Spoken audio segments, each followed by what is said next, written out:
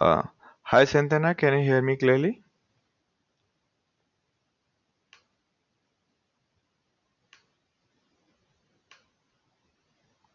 All right. So where were we with respect to our sessions? We were, I think, beginning the pig, right? No, we had finished pig.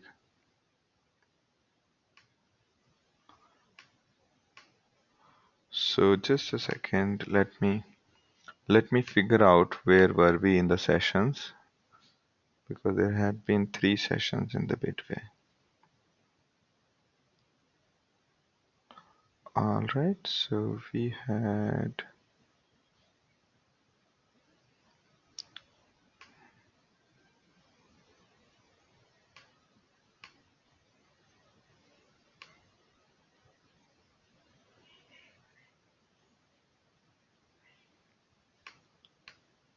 All right. So we had talked about this last time, 21st, and probably.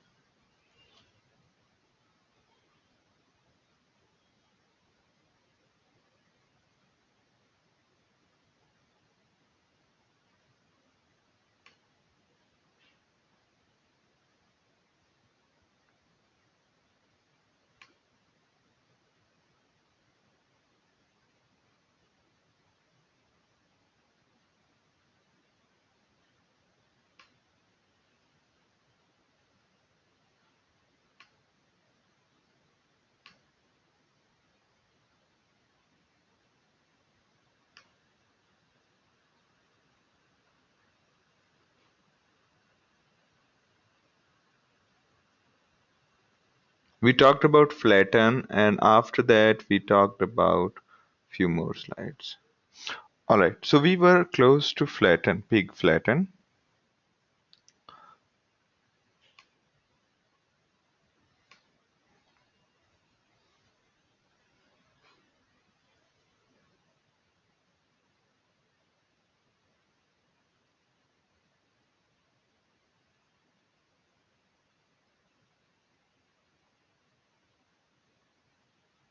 Yeah. All right, so do you have any questions for me on these things?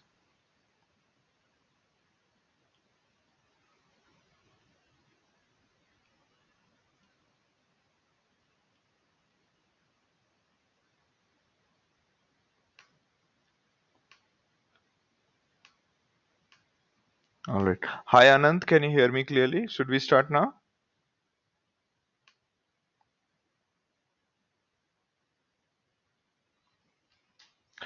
All right, so we talked about limit and sample, and after that, we talked about a keyword called parallel, the way we control the number of reducers. Okay, so whenever we are doing some operation which require reduce phase, such as order by, group by, and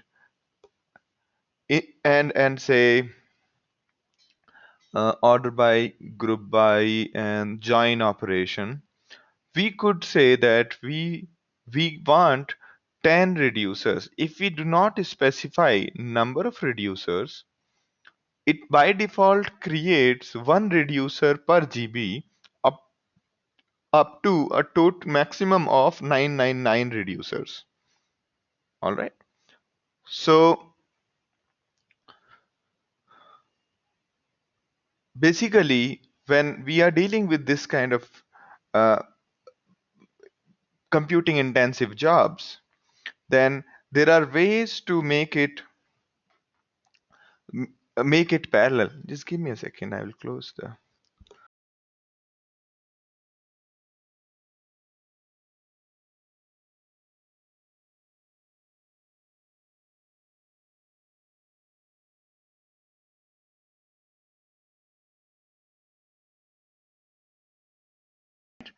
So yeah, is this clear? Should we move ahead, or you want me to do a little bit of recap?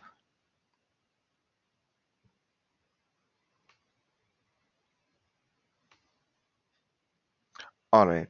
So we talked about various commands we can do in case of pig. We All right. So basically, instead of MapReduce, we are using pig to do the our MapReduce job. So initially, there is something called for each, using which we can iterate over the data. Then there is group by, just like your SQL group by. There is filter when we want only the few records out of the data. So instead of writing the code to do these simple trivial tasks, we are utilizing pig. And order by and distinct are also provided by pig. Similarly, joins are also provided by the pig, and join can happen only on a single key or composite key. Join cannot happen without any key, or join cannot happen on inequality, right? There's inner joins where and outer joins. Outer join could be left, could be right, could be full. And there is something called limit. Join is required for joining two data sets and based on various fields. Now, if you want only few records out of the full data set, you can say limit to this one. If you want to just sample, you want random 10 records from a big data sets or random 10% records, you say sample devs point one. All right. There is After that, what happens is, as the basic premise of pig is parallelism, basic premise of the pig is pigs fly, which means pigs are pig has been designed from ground up in order to give you a great amount of performance. Okay, and it is supposed to give you a far more controls over the computing, and that is why, unlike normal SQL things, it provides you things like how many reducers do you want. Okay, also, right, so parallel is a keyword. So when you say group daily by symbol or order daily by these fields, in those cases you can say that these are number of reducers we are looking for. Okay, make sense to you? Any questions for me?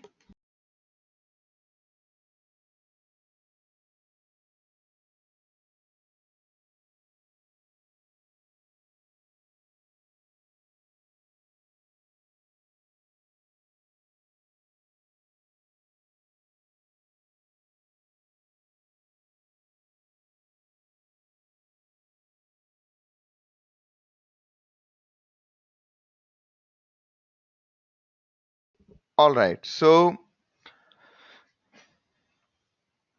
now my question is, how many reducers will this code internally produce? If you Or you can think of this way, that if you have to write a map reduce job, will this code produce any reduce side code?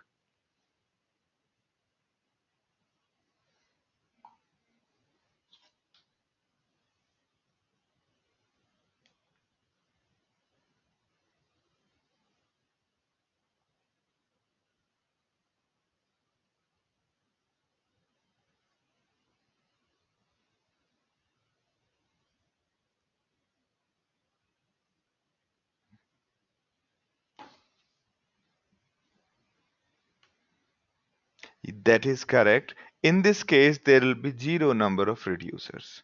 All right, great. Now, will parallel clause have any effect on this clause?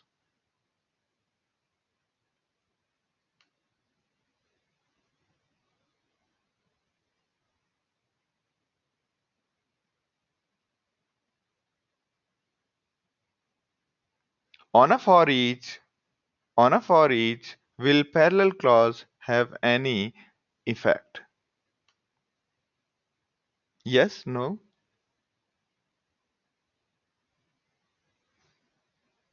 Correct. Correct. That is very correct. Great, great. Now, when we earlier talked about grouping something on the basis of a column. In the similar way, we can undo the effect of grouping by using command called flatten. Flatten undoes the grouping thing. So load my file as this, and we iterate over records and flatten the one column. Okay, and that's what you get at the end of it. All right. If you remember, when we grouped, this is what we get, and when we ungroup or flatten, this is what we get. All right. So basically, flatten takes all the elements from the bag, the elements which we are trying to flatten, and generate name and those all the fields as a separate row. Okay. Now, need of flattening is there are many reasons to flatten.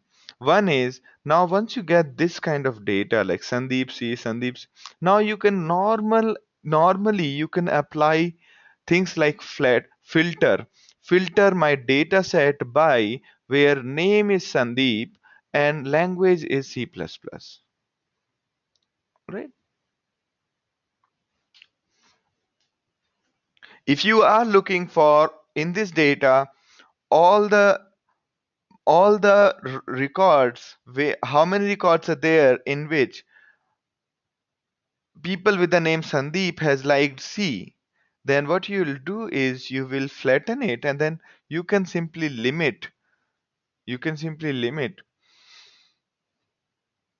you can apply a limit clause after unfiltering.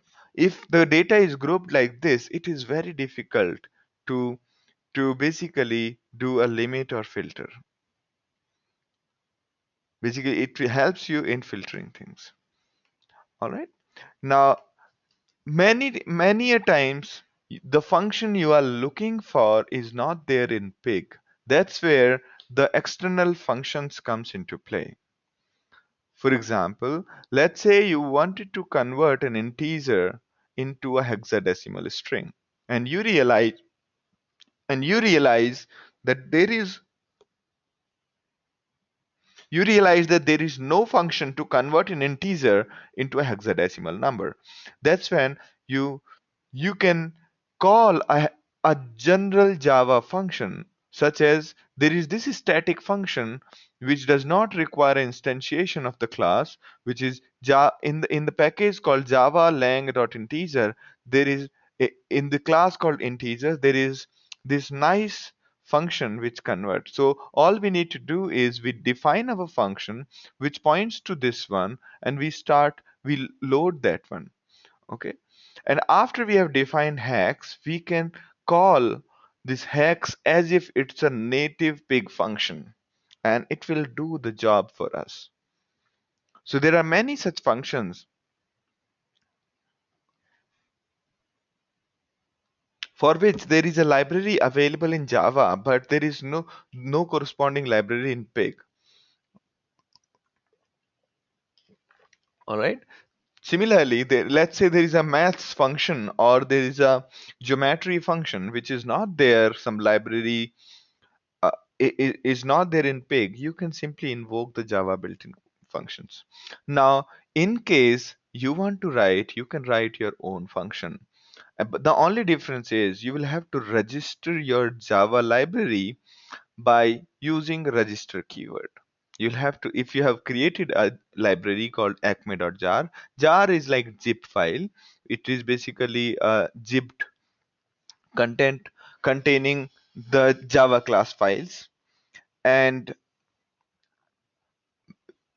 you can simply register this jar file and then start using the functions. Okay.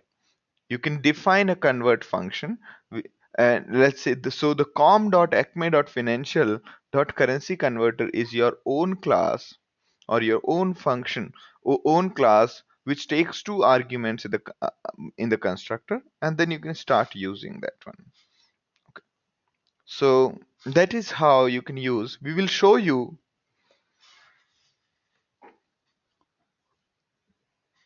This is also called user defined function, UDF. And we will show you an example of how to build your own user defined function using Java. Now say your lot of code is in Python, and you also work in a lot in Python, and you want to use your Python function in the Pig program. So that is made possible by a library called Jython, meaning calling Python functions using Java. So pig, by the way of Java, is calling the call is making a call to your Python library. Okay, so the syntax goes like register your file, which is production.py, using Jython, and give it a name called bball. Mean so all the functions which are part of production.py are will now become the part of bball. Okay, now you pass a value as an argument, and you can basically call any function of bball. So bball.production, and you can call any function out of it.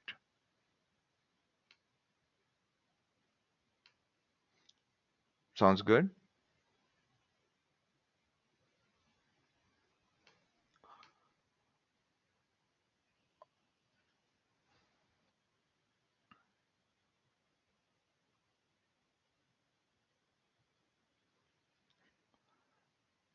All right. Now let's show you the how to create. The project is available in your project folder also. And let me also create open my Eclipse. Say if you want to create your own function using Java, then you can create your own function in Pig. Okay. Yeah, I think actually we were here. We were on this page. We had actually uploaded. Okay, I'll show you quickly. Now imagine that you have created a class called upper.java. Here, the only objective is to convert your function to uppercase. Okay? Or you have any other objective, so you can tell me. I can do it here. Let's say in the uppercase. All right, let's just say the uppercase is there. So basically, in this, first you create a class called upper that extends eval function. You provide a data type argument saying that this function is going to return a string. Okay, so if you say string here, you'll have to write a string with. If you want to return integer from your this one, then you'll have to write integer here. Okay,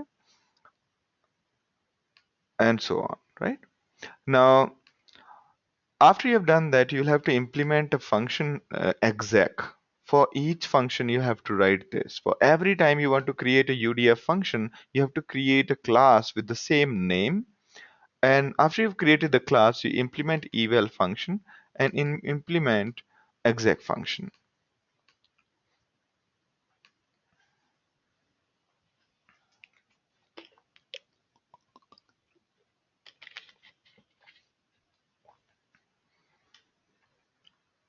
All right.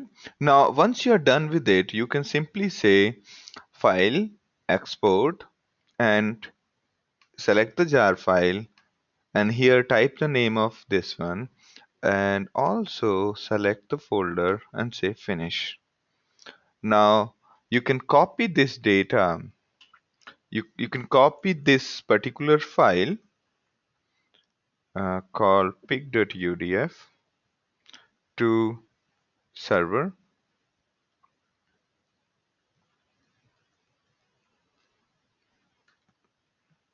Okay.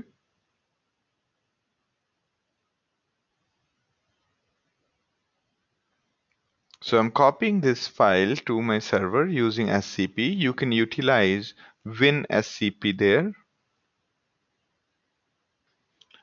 All right. Once it gets done, we will log into Hadoop 1.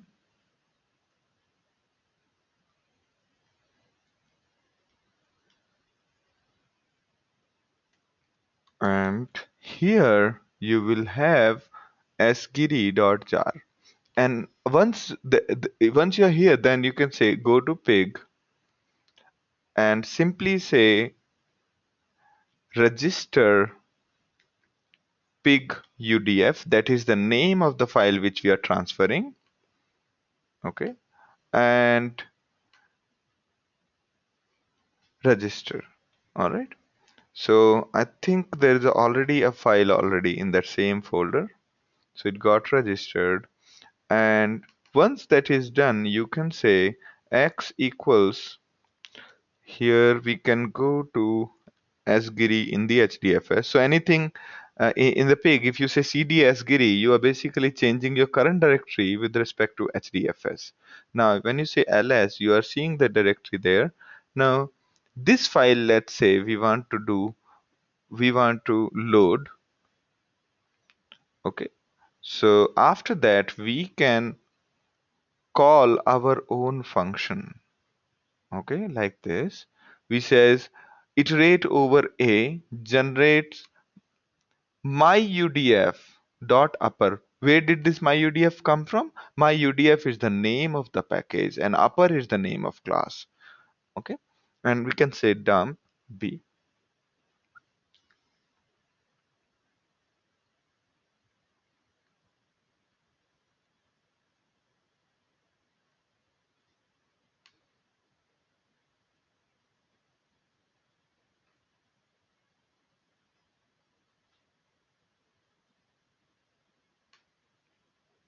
All right.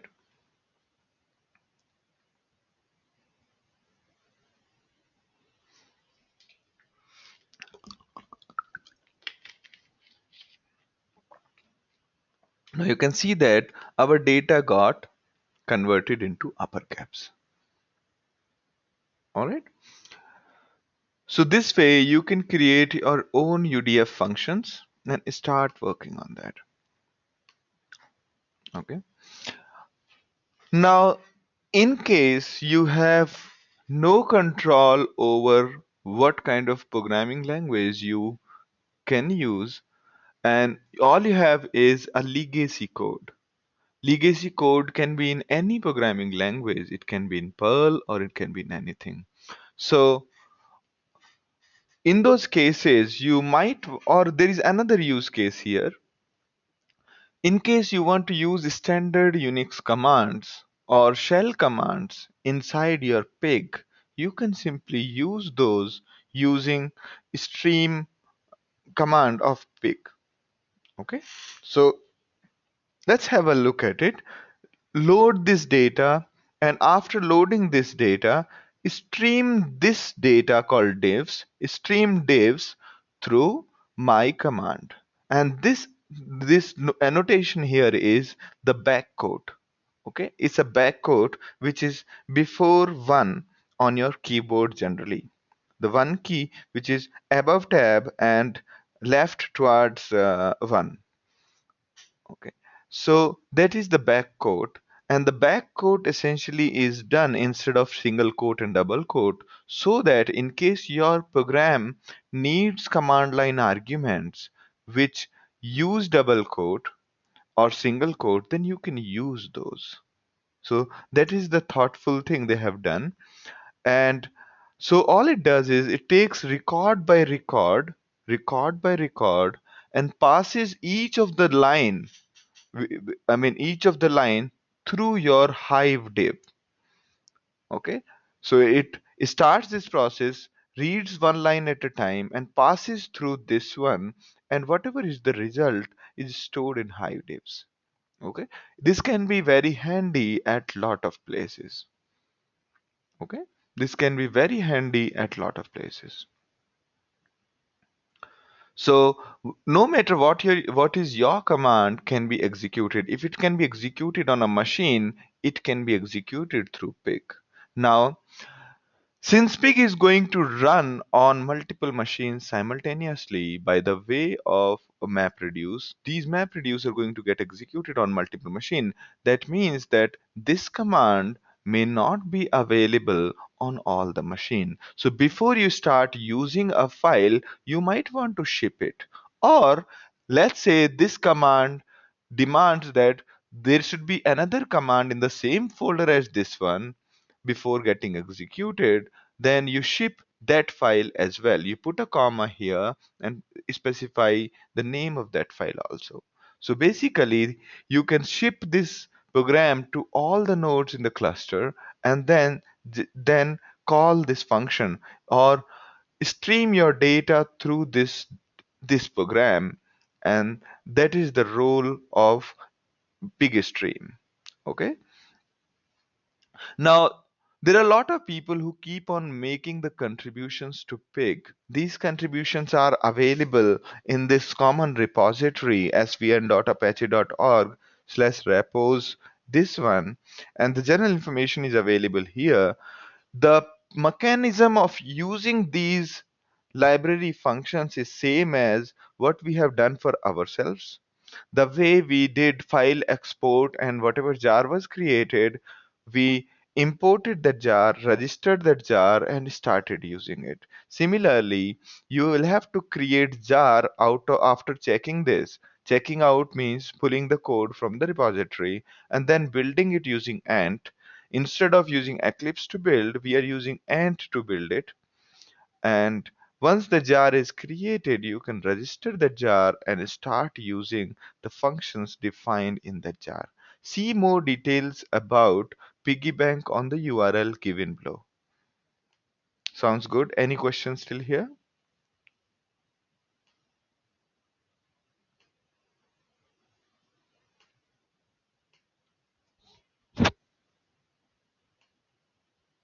Sarju, any questions for me? All right. Now, there is a little bit more syntax difference between SQL and pig. So one of them is for each nested. There are many use case of for each nested in case you want for each inside for each or you want further more operations for each records. In case for one key there is one bag that is existing over there and you want to operate on that bag, you can utilize for each there. Okay. Now what is the benefit? Let us say that you have city and the name of the people, and you all you want to find out is the distinct name in each cities. So how would you find out? Anybody? All you want to find out is in Bangalore, how many people with a distinct name are there? So Sandeep and Vivek are two. In New York, there is only one name, John. So for each city, we have to compute distinct names. Distinct name counts. So how would you do this?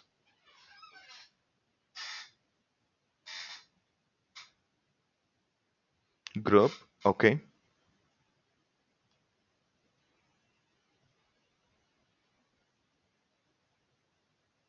Group is fine, yes. After group, and then distinct on the key values of each group, right? That's exactly where the for each comes to play. So what you do is load the data, group the data by the city, and iterate over each group. Now for each group, what you do is you say distinct people.name. People.name is a data set and you find out the distinct and then you generate. Okay. So now the important part here is inside for each, we are able to use another command. Similarly, we can use another for each in case people.name was if you want to just iterate over people dot name again, we can say for each people dot name and for each people, and then we can go ahead. All right. So we can basically nest for each to generate the results. All right. Great. Now, another aspect of optimization which pig provides, as we said, the pigs fly and they provides more control for you to optimization. Now, question to you is, imagine that you had a big table of 1 billion entries containing names of people and their country names. Okay. Now all you want to do is translate the country name into the country code. What is it that you will do?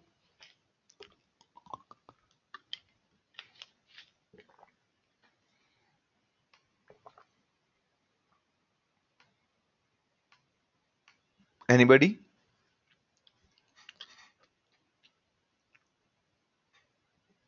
Question is, there are two tables or two files you can imagine. One file contains 1 billion entries of people and the country names. Okay. Second table, which is country name and code. You can see in the diagram here, this one. Country name and code, all you want in the result is name against the country code. Instead of country name, we want to translate it to country code. So how would you do most efficiently? The information available here is the second table is very small, close to 100 or 200 entries, and first table is 1 billion entries.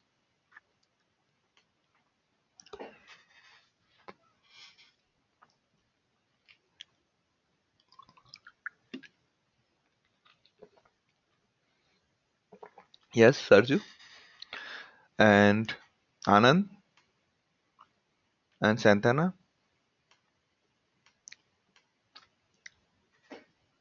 Okay. Co-group. All right. Co-group will join and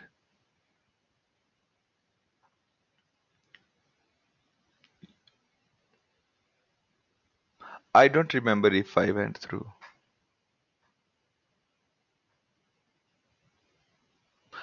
Did we go through over this? Did we?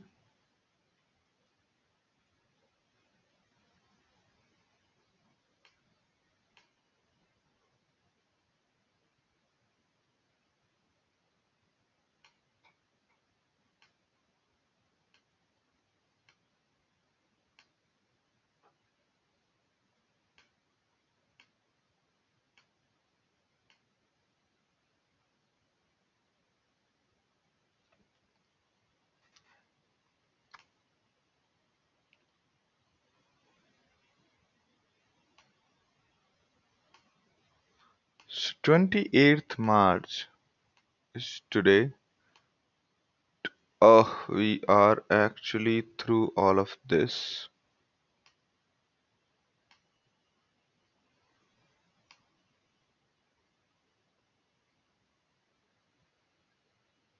Yikes. We have actually gone through a lot.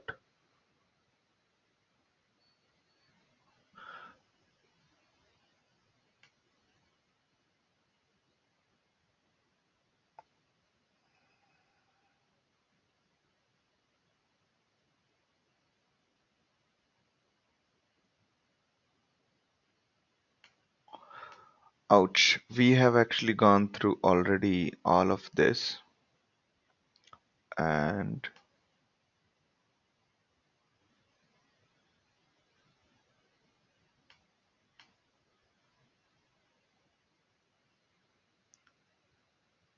you can somebody tell me where were we?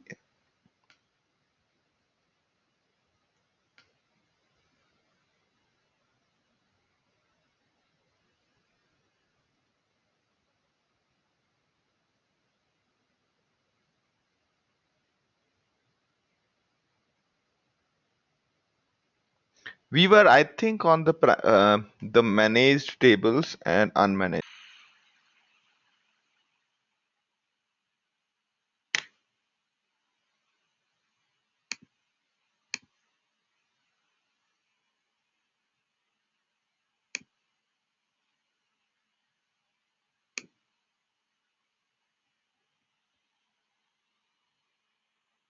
Yeah, we actually gone through Hive. We were talking about, yeah. All right, extremely sorry for not remembering exactly.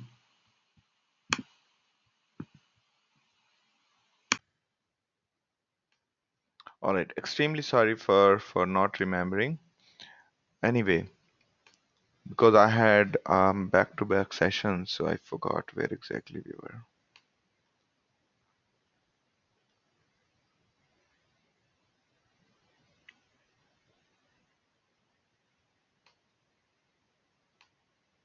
So,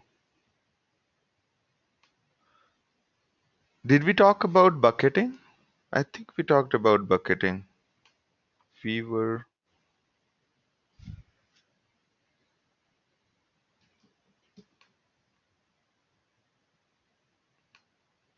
Why does video take so much time for me?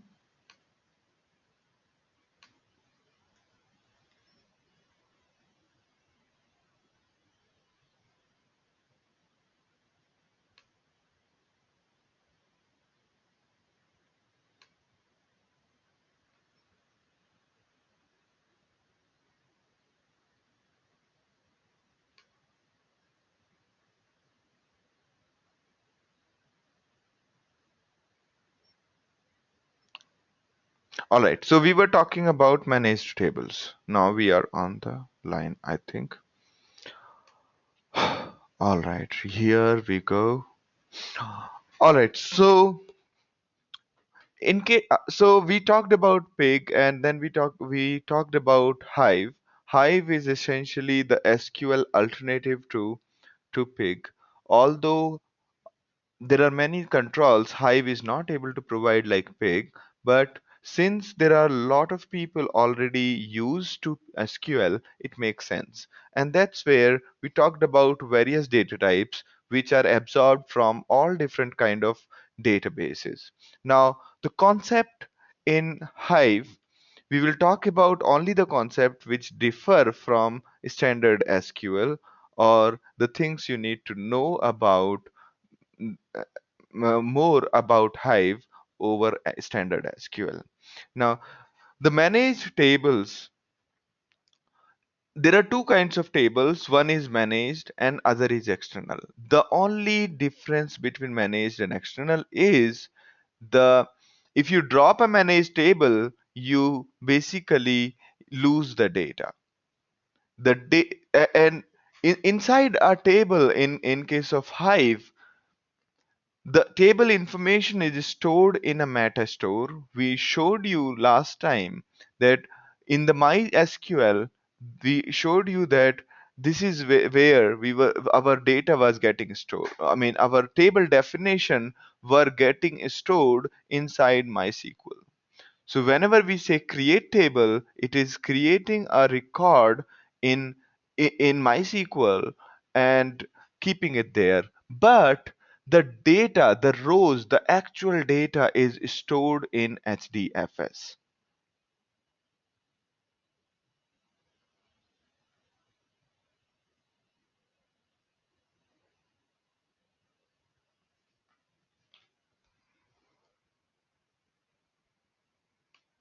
Okay. Now you could basically, so yeah, we were exactly here to be honest. Yeah. So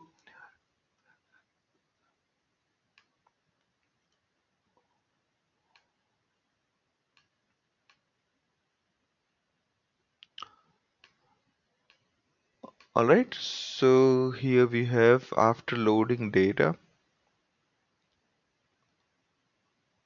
Manage table. So we load the data using load command. If you mention in local here, it will copy the data from local folder. If you say directly from HDFS without the local keyword, it will move the data from the HDFS. All right. Once you have created the table, loaded the data, you can start using such queries, which will basically create MapReduce inside and will do the job very, very smoothly. Now, the data if you don't specify the location of your file, the data is going to get stored in /app/hive warehouse on HDFS. When you say import the data, this is where the data is going to go. Now, the you can take out the data using this command. You can say insert overwrite local directory, select star from this particular table, and only that portion will be stored in this particular file. Same is the case here. In case you don't want to store in local directory, you want to store in HDFS, you can use that. All right. Now we also touched a little bit upon the partitions. Partitions is like when you are reading data, instead of reading all the data, if we split the data based on certain criteria, then our total lookup time becomes fairly fast. The disk scan will be very less. Disk scan as in you have to go through the whole disk in order to reach somewhere. Instead of that, you could create many partitions. Okay. So you have to define the partition using a partition by clause in your create table syntax.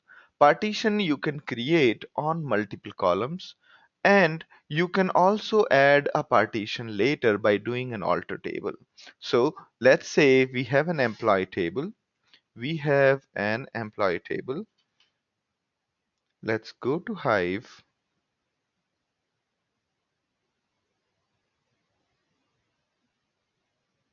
and let's create Fab 18. I think it was Fab 28. Use Fab 28. Yeah. So show tables is here. We can say that select star from employees. Okay. Now this gets created after we have added two partitions. Okay. Now let's have a look at the actual data which is here. Not like that. So we can actually have a look at data using dfs command.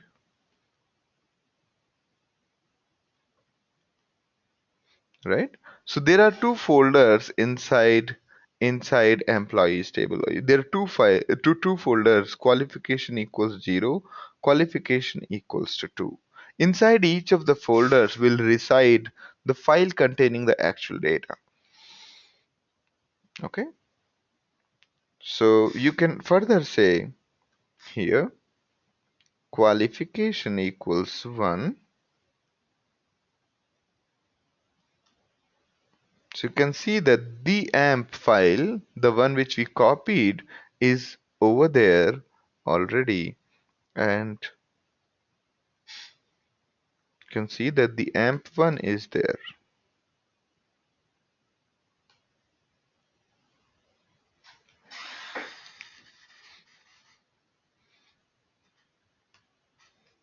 All right.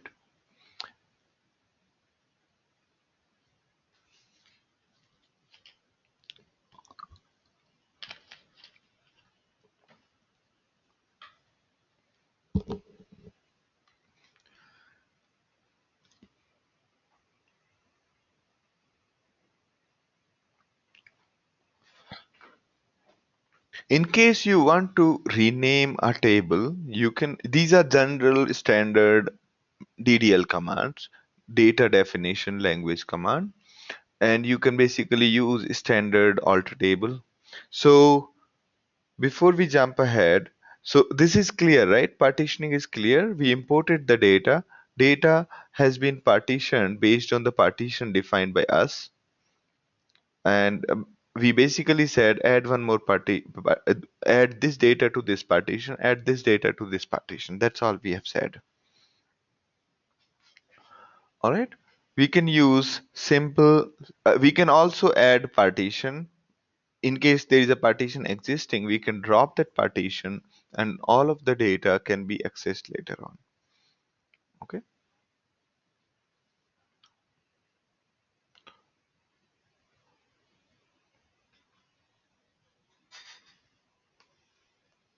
Okay.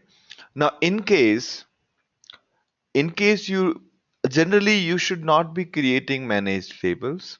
You should be generally creating external tables, because in case you drop a managed table, all the data will go deleted. All right. So that's why you create an external table and you define what are the fields terminated by, and also provide this location.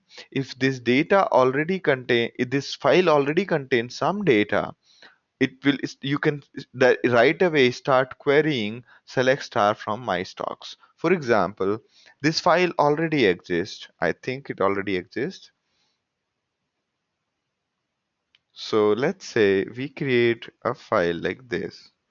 Now we can say select star from, we created a table just now.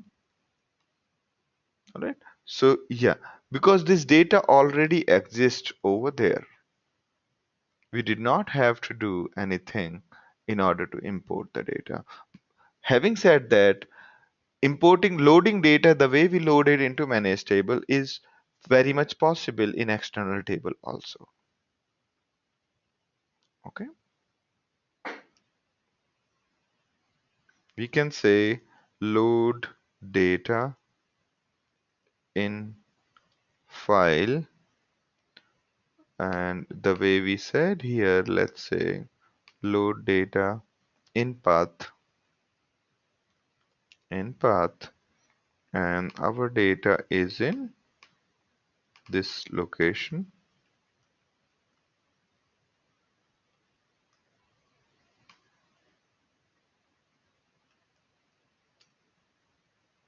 into table called my stocks, right?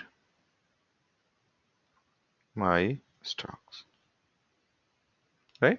So now it has added more records because we have not specified override.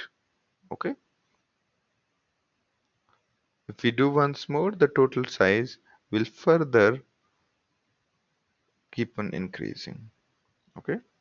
You can say ls slash data slash nysc underscore daily dfs minus ls.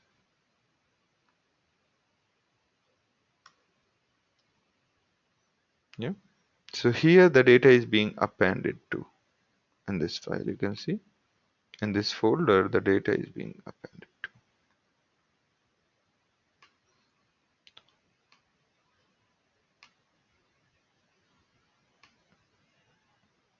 All right. You can create a table which is not even on your machine. You can create an external table which is not even in your local directory or in HDFS. You can create, maybe your data is lying on S3. You can load the data from S3 and start using that. All right.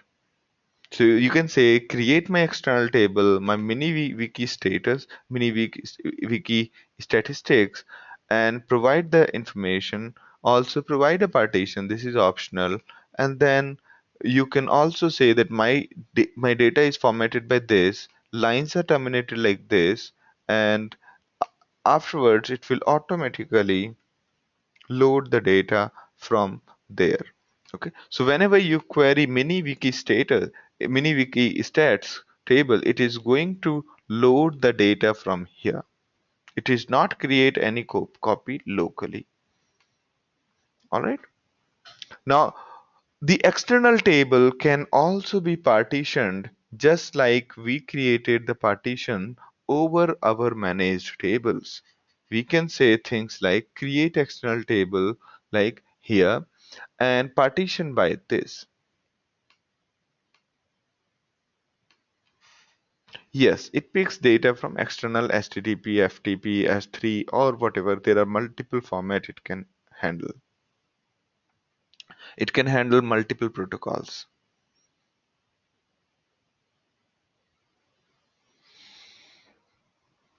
Okay. So external partition is something where you have got multiple partitions and that too lying somewhere else. Okay. You can say alter table my table and then add partition and location is here and we can keep on adding these partitions like this.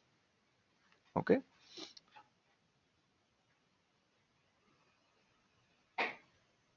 If you have not defined a partition in the definition, it will become a problem. You'll have to define the partition first, that these are the parameters on which we will be creating partition, and only then you can add more and more partitions to it. Okay, which means this table having one part of the table in HDFS, other part in S3, and maybe third part somewhere else. Okay, and while providing you a single window operation on this humongous data. And for your data in an organization, when you deal with big data, the chances are that your data lies at multiple locations. All right. Now, again, a little bit of recap. Each table has got a location. By default, table is a directory under this location, apps hive warehouse. You can override that location by mentioning the location in create table clause. Load data copies the data if the file is local, the file from which you are copying.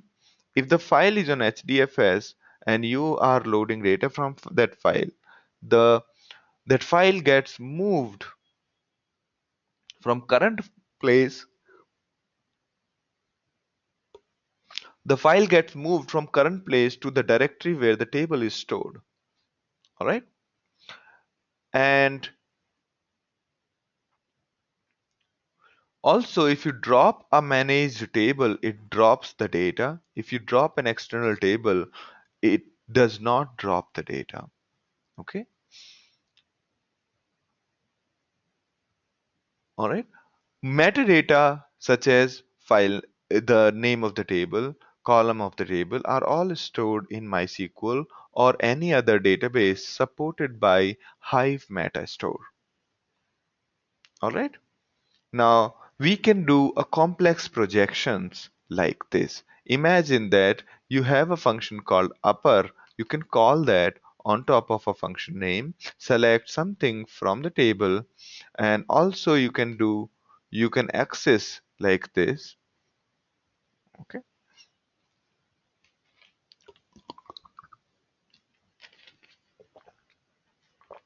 If deductions is a map, you can access the values like this. And same is here. Also, you can do a lot of multiplication, any mathematical operations like this and over the columns, just like any SQL. No, this one is not our UDF. I think we will show you how to define in UDF also. All right. Yeah, these are standard SQL commands. Now, at times, these are aggregations are standard aggregation. We all have known aggregations from SQL times. Just that some of the aggregations, such as count, average, and sum, can be done without any any group. If you're doing it without any group by, then they can be done without a reduce function. Okay. If you are doing count star, average, and sum from employees without a group by, then basically you can do that on map side itself. For that, you can tell Hive that using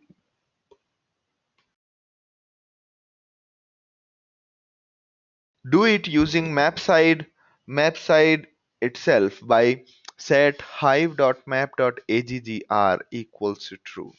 Okay, so that is the key. Also, if you do not want to create any table, you can simply create view. Okay, so the difference between view and a table is when you put data into view, data is not yet computed. Okay, every time. So aggregation, with respect to aggregation, this is standard aggregation. The only thing is Hive provides you one knob to control the aggregation functions. If you specify this variable saying finish the aggregation on the map side itself, if you see, count can be done you without any reduce function, average can be done, and sum also. All the aggregation function which are not with group by can be done without reduce side. To do that, you'll have to specify like this. Okay, you have to tell Hive to do it on the map side itself. All right. Now views. Views are great because if you remember pig, all the data sets we talked about were like views. They did not do anything until and unless we queried the data, until and unless we did dump or we did store. Only then pig actually did something. Otherwise, it just noted down the definition. That's how views also work. If you are aware of SQL views, all you need to do is create my view, say tweet cleans in this, which is equivalent of this query. So every time I'll say select star from tweets clean, it is going to go and execute this query. Every time I'm going to say select star from tweets clean, it is going to execute this query.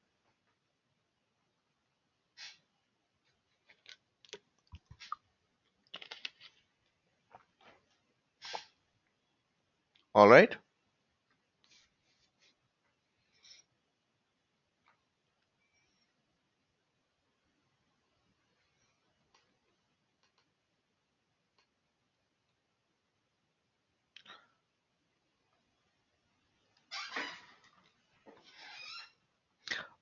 Similarly,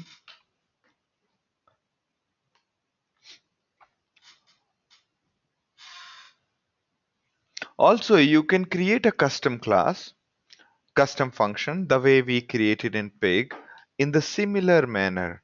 All you do is, let me open Hive UDF. So you create a class, say for whatever function you want to create. Here we are trying to create lower. We extend a class called UDF, and then we say evaluate. This function we have to implement for any function. For every function we want, we have to create a class with that name, uh, Okay. And once you have done that, you can create a jar. So here we can basically, okay, we can basically go over Hive UDF. You can see here that all you need to do is import this and create a class here. And the same project is also available on the LMS also.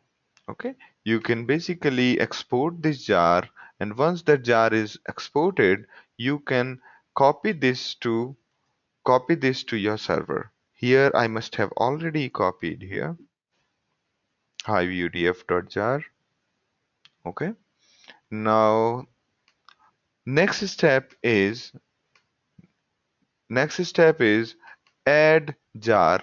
We can say things like add inside Hive. We can say, let me launch Hive.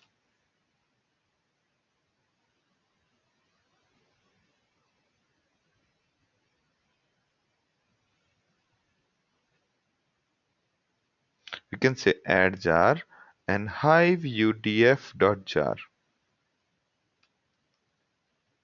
Okay, we have added the jar into the class path.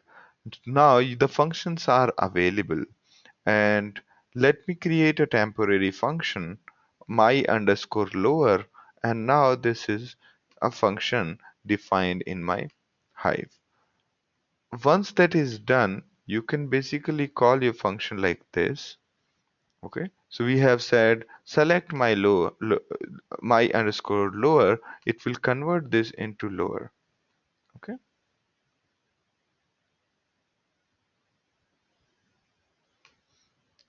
okay. And if you want a more detailed example, go through this URL, which goes through far more detailed example of using UDF.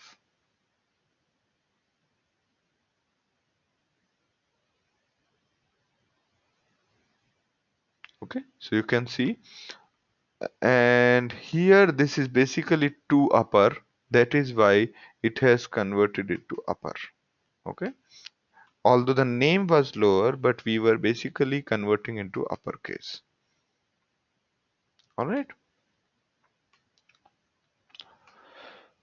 And in case your data is in JSON format, you can download JSON Surday library. Surday is serializer, deserializer. There are many different kind of serializer, deserializers are available.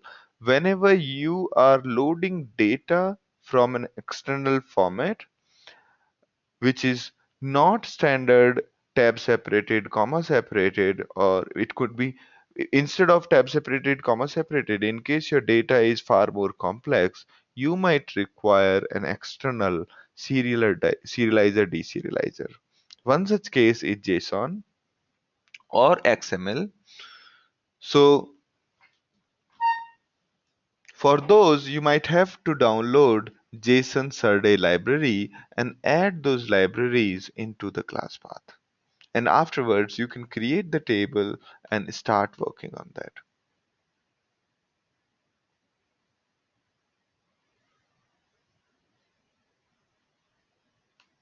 Okay. The difference you will notice is once you have added jar, you might have to use row format instead of saying tab separated. Here we are saying our surday is this. Our serializer deserializer class name is this. Okay. This is given by this particular jar. This class name is contained in this jar. Okay, this particular class. All right.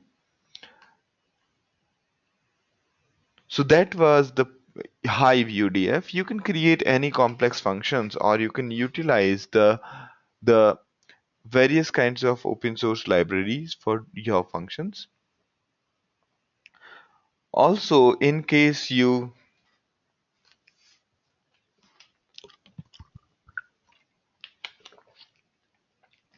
so the order by function in Hive has been implemented really badly. Okay, this one basically pushes all the data through a single reducer. It does not distribute that. In the older implementations, it was not, it was basically having a single reducer. In case your data is really big, then order by becomes the bottleneck. So first they came up with sort by. So basically the whole sorting in case of in case of Hive has been finally converted into converted into cluster by. Okay, so I'll show you this. So the first step is that you can utilize a command called sort by x. In case your data is completely non-overlapping, then it is good. But so the usual order by syntax basically uses a single reducer to sort your data. So they came up with a thing called sort by. Sort by basically divided your data into to n reducers. The only downside of this is your data, in case there is no I mean, generally you will end up with the data having overlapping ranges.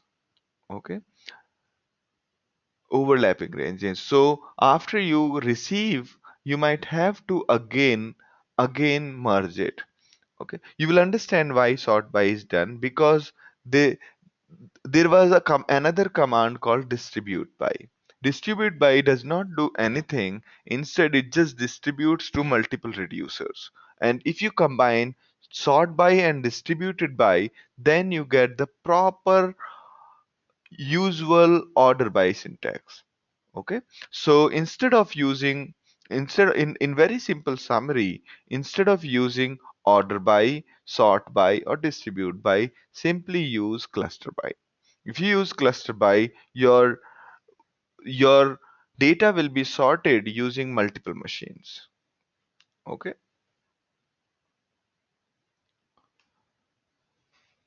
and also in you can create, you can, while clustering, while saying that do the work using cluster, you can specify how many buckets you want to create out of data, how many parallelly, how many buckets you want to create. All right, so that's a little bit about sorting and distributing. So you can utilize the cluster by command, that is better than the order by or sort by. Okay, and while in cluster by, you can specify how many different buckets you want to create, and those many will be the reducers. All right, a quick demo of our Hive. Let's say we have got a file. Let me first download this file. Okay, so this file is anyway downloaded already. It's a This file contains the movie data, and it should be available inside our it should be available somewhere here. Yeah, so you can see ml 100k zip, and let me better open hdfs. Yeah, so we have already this file locally here. So we have downloaded this from a website called Movie Lens. What does it contain is the movie ratings by various users. Okay, so for example, the here u.data contains the data about users ratings. Okay, u.data is the one which we are interested in. Okay, u.data is the one which we are interested in. So what does this data have? This data have user id, movie id, and the rating user has given to a movie, and when did the user give the rating. Okay, these are the milliseconds since the time the rating was given. Okay, this is the milliseconds since epoch time. So the way a time is generally represented in Unix is in terms of milliseconds since the 1st January 1970. Okay,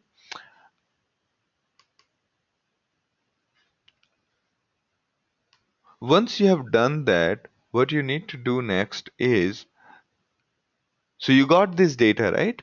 You can also have a look at other data, and the information about what is where in this file is here. Okay,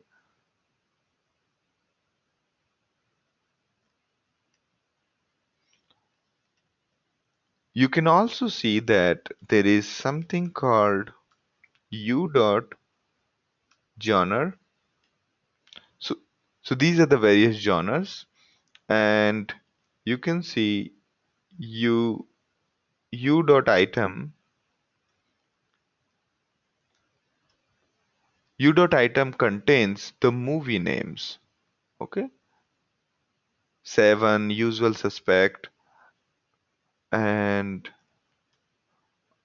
Okay, and more about each user is also provided to you, like who is what. Okay, but we are not interested in other data right now. We are only interested in the data about the users.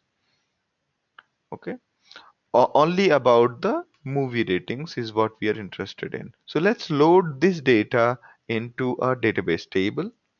Okay, so first we go launch Hive, go to our database, create a table. So we say cd feb 28.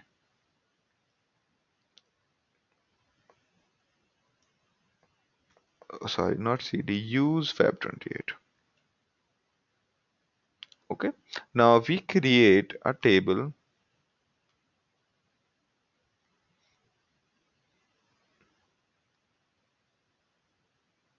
Once that is created, so there is some U data 20 fab. Right now there is nothing in this table, right? Next is we copy the data into this table using the load data. Now if we say select star from our table like this, we'll be able to start querying the data. Can you see that? We are able to start querying the data. Now we can do little more complex things such as where ratings, where what were the third column? Rating is less than 1. Let's see.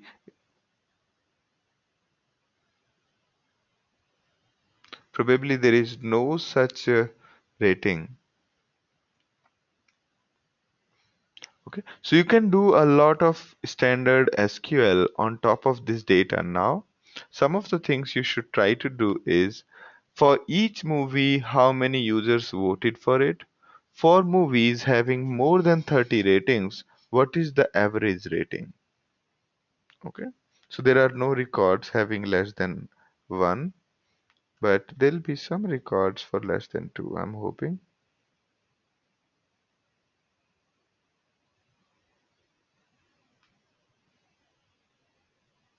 All right, any questions still here?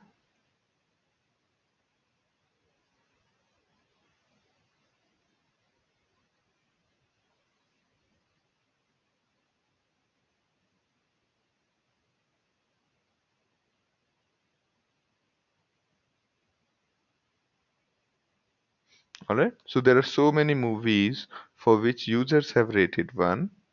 Now create the solve these two problems. For each movies, how many users voted for it? Repeat the whole thing. Create your own database, repeat the whole thing, and then do the querying like this. All right, sounds good to you? All right, now great. Any questions before we move on to the next topic?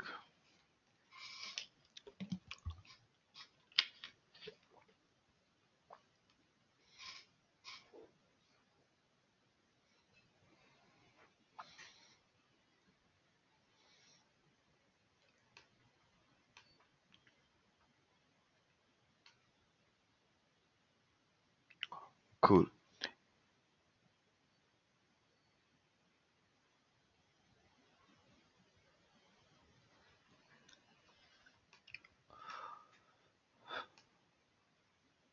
All right, so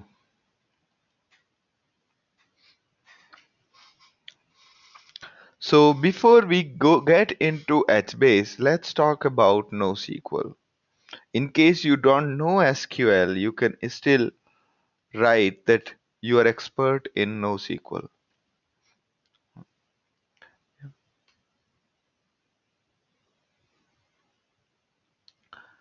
Okay, so another joke around is that one person goes into a bar and cannot find tables over there because the bar name was NoSQL. Alright. So NoSQL is basically a various kinds of new generation databases which are not really like relational databases. Okay. The Alright. So before moving on to why do we require NoSQL, what are NoSQLs, let's talk about scaling up or scaling out. Okay. Scaling up or let's talk about a easier word is horizontal scaling or vertical scaling. If there is a single horse in your cart, adding more horses is called horizontal scaling, and instead of a horse, adding elephant is called vertical scaling.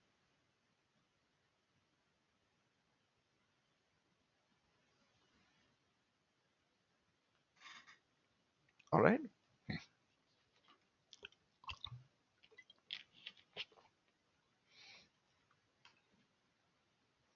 Yeah. So in case you had an old server, you remove its processor, add a bigger one, we call it, or you just throw away this old server, take out the hard disk, put it in the new one, and start serving from a high-end server. That is called vertical scaling. While horizontal scaling is you add more machines into the network to solve your problem. That is horizontal scaling.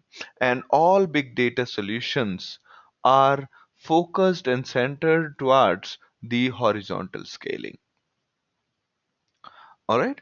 So first of all, why do we need these new kind of new databases?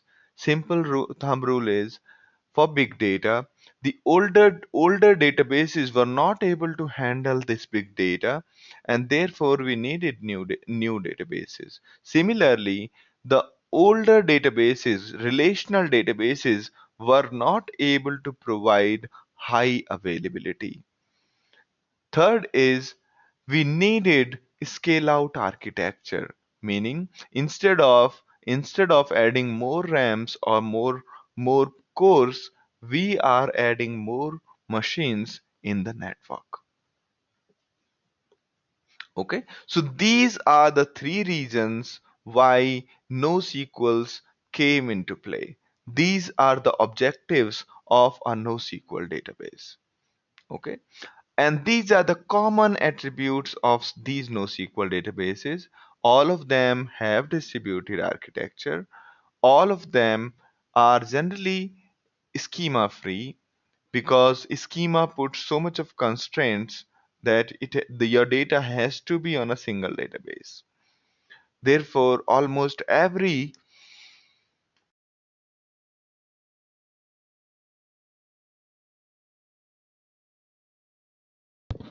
database is schema free. Now, being distributed, all of these NoSQLs have some form of identifier for each row. You can imagine that there is a huge table. Some rows went to one database, some rows went to another, and so on. But when the user is demanding for some data, you need to identify the row and you need to figure out where does this row exist in the network. Next is easy replication, and it's a simple API. It's a non-relational. Most of these databases are not able to provide you the relational properties of the database. We'll talk about all of this very soon. And all of these databases are horizontally scalable. Okay.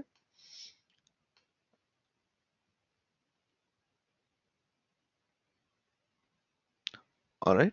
Now, there are many different kinds of these databases.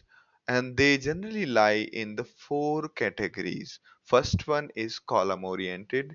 These are the databases which look like our traditional databases, and the example of such databases is Cassandra, HBase, and Accumulo.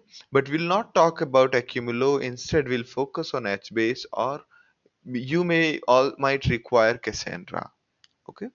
So in popular world, either HBase or Cassandra is generally utilized. Next is document oriented. So a document oriented database is a complex object. Each document is essentially a complex object which contains further objects inside it, such as a JSON object is a complex object, or XML object is a complex object. So these databases store these complex objects instead of one row with primitive types. Okay. For example, MongoDB stores data as objects. So each row is equivalent to a document. And what is a document? A document contains a JSON object containing name value pairs where value can be further an object, and so on. Okay. So there are many document oriented database.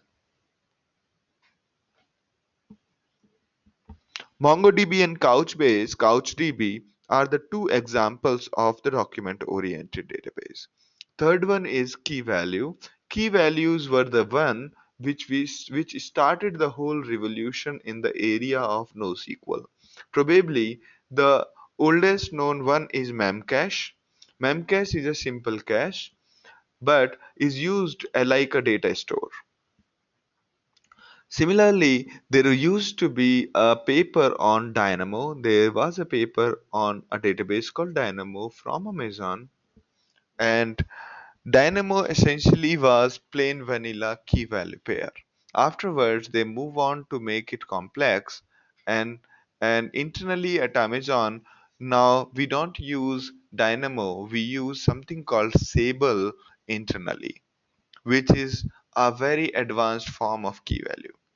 So key value databases are the most primitive one and actually do almost everything required. It's just that engineering point of view, there's a lot of repeated work you need to do in order to get something done. Last one is graph database. When you have the correlation between objects really complex, as in your friend network of Facebook, or in case you have like map lookups like Google Maps, then you might like to use graph database to do the computation for you. The most popular one in graph databases is Neo4j and Giraffe. This is the standard summary, a comparison between NoSQL and SQL. To be honest with you, NoSQLs are generally not databases. They are more like data stores mostly. Because databases like relational databases, they are in a very advanced form and they are very mature. Okay. They provide a lot of things which your normal NoSQLs do not provide. Lot of manageability add-ons. But the only advantage of NoSQL is they are for big data, high availability, and scalability. Okay, distributed availability and scalability. All right. And this is standard comparison. SQLs started in 70s. NoSQLs came very late. SQL's examples are Postgres, MySQL, Oracle, while NoSQL example is MongoDB, Cassandra, HBase. And here all SQLs have the standard model of relational databases based on a scientist called Cod. All of these databases follow the same principles. While in NoSQL world, the philosophy varies. Similarly, All of the SQL databases,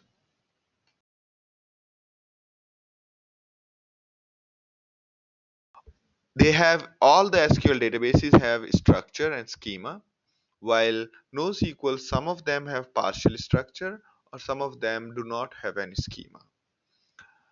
And scaling is vertical, as in you have, and scaling this side is horizontal. I hope it is clear. Now, development model in case of SQL databases is mix, while NoSQL is open source.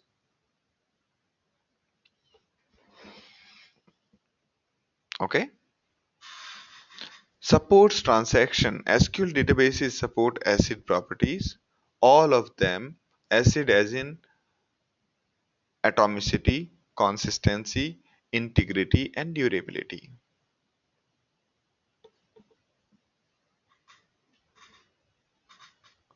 While NoSQL databases do not provide any kind of transaction supports in general, some of them provides row-wise. Basically, different databases provide different level of consistency and transactions, but provide none of them provides none of these databases provide you the level of transactions, like ACID properties of transaction, is not provided by any of these NoSQL databases. Data manipulation, in case of all the SQL databases, they all have SQL programming language, while NoSQL databases provide you these data manipulation by the way of different languages. Okay. SQLs are for good for strong consistency. Here it depends on the product. Now, before we start with NoSQL, there is another part which we need to understand. We said that none of the SQLs can provide you the consistency as great as relational database. Why is it so? That reasoning is given by CAP theorem, and CAP theorem says that out of these three things, consistency, availability, and partition tolerance, none of the database can provide all the three. And we will go into the details, we'll oversimplify the whole theory, and we'll explain to you why is that true. So consistency means all the data, all the data in all the nodes in the cluster, all the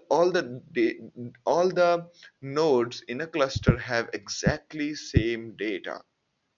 All the nodes see the same data at the same time. That is consistency. Meaning, if you have a client, it wants to access the data from A or B, it always gets perfectly the same data. Okay, that is called consistency, strong consistency. Every time you read the data is exactly what has been written just before the reader.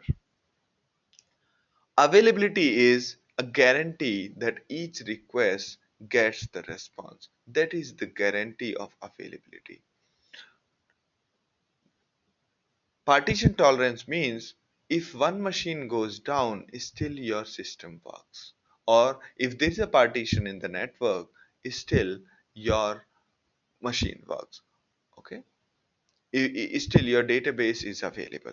That is called partition tolerance. CAP theorem says that out of these three properties, consistency, availability, and partition tolerance, none of the database logically can provide all the three features. And this diagram which we drew, this diagram would justify the standpoint of CAP theorem.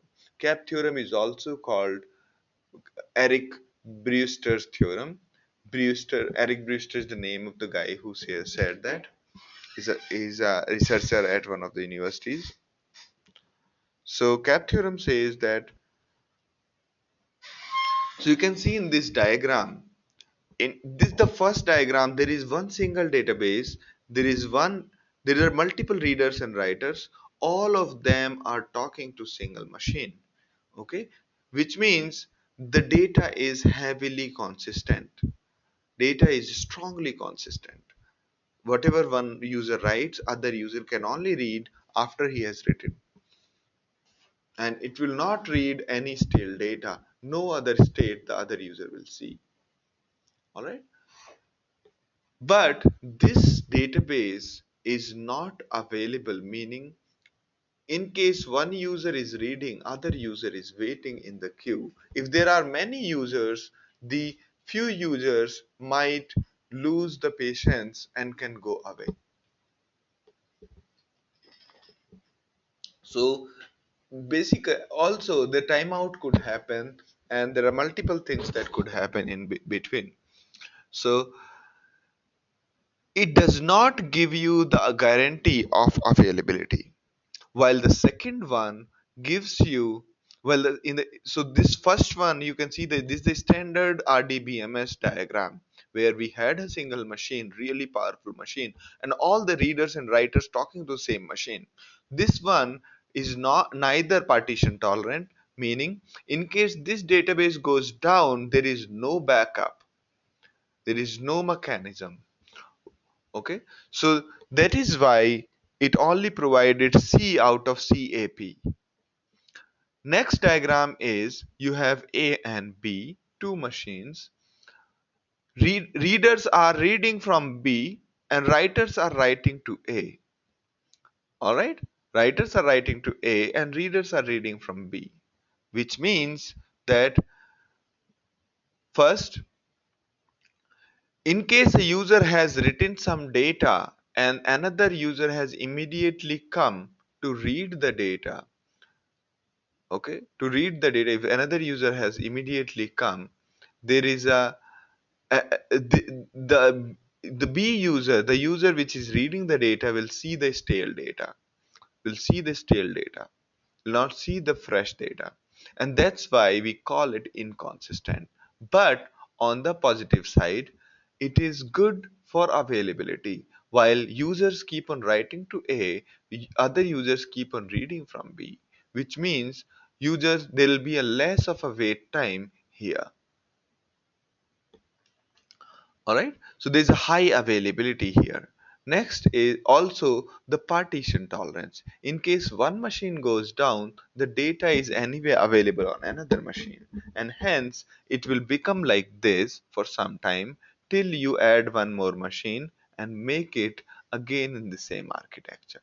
So it is partition tolerant. In case one machine goes down, still it will keep working. Alright. Next is consistent. Next diagram shows you something on the lines of our primary secondary of name node, right? So name node, secondary name node kind of diagram, where there's A and there is B. When users are writing to A is backing up data to B. In this diagram, the there is a replication and there is a consistency. Users are writing to and reading from A, which means there is strong consistency, while since there is a backup copy, it is partition tolerant. In case A goes down, there is a backup copy available at B. In case B goes down, the data is available at A. So it is partition tolerant, but it is not available, meaning A is the bottleneck. Unless and until one user finishes reading or writing data, A will be busy in serving to that user and will not be able to cater to multiple users, so many users at the same time. Therefore, it is not really too much available. All right. So, hope this diagram clears the picture of CAP theorem.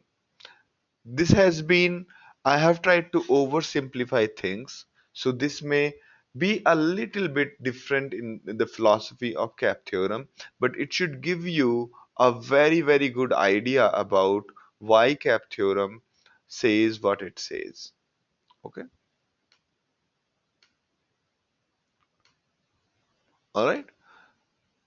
Now we'll take up a case study of a normal website, and this case study is quite the truth about dot-com boom and a lot of things, and why did we need a NoSQL in first place. Okay, but before that, let's take a break and come back in 10 minutes. We'll come back at around 10:16 p.m. Okay.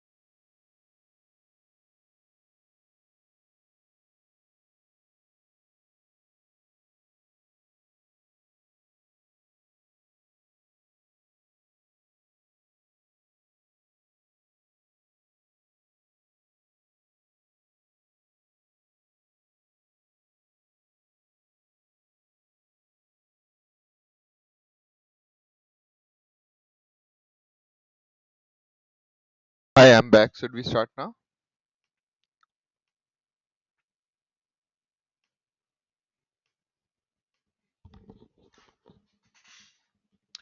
All right. So, in the traditional earlier, most of the startups, this was generally the story of probably everybody before NoSQLs came into play.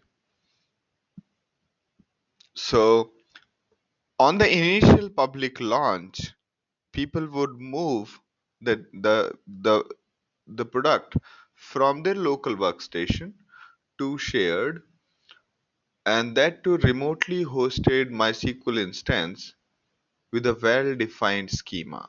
This is the perfect day with everything like running perfectly fine. And after some time, the service becomes more and more popular, and there are too many reads hitting the database. All right, there are too many reads that are hitting the database. So, all right, just a second. Let me check few things.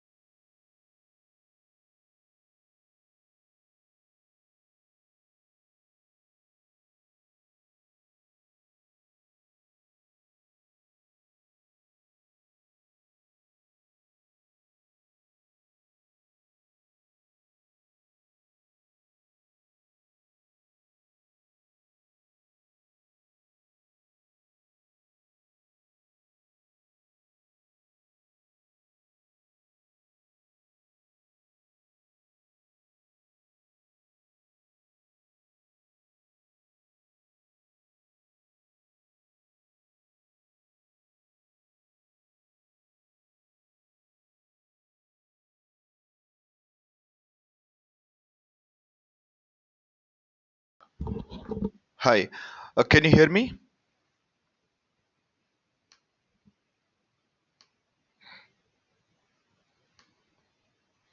All right, all right. So for me, okay. So let's continue with where we left off. So if you are building a very public service, this is the general thing which used to happen with RDMMS. So once you have made a public launch, everything is working fine, and Afterwards, few news report comes in, news release, press release go out, and service becomes more and more popular. Too many reads are hitting your database, and after that you realize that you could basically cache some of the parts. So you start adding uh, systems like memcached. Memcached is a common caching solution along with which is generally used on the websites and is very very powerful and fast. It's a caching caching solution, so that for every request you don't have to go till the database, you can start serving from memcache. The only downside of this is that your whole approach is your data is no longer consistent. Why? Because it would take some time, for in case the data changes in the database, it would take some time to refresh the cache, and hence the cache would be serving the stale data, right? So it would become the basically the database will become old, right? And hence it's no longer strictly ACID. The moment you add any caching layer, the you will lose the ACID properties of the database. Okay, can somebody tell me what are the ACID properties of the transactions in a database?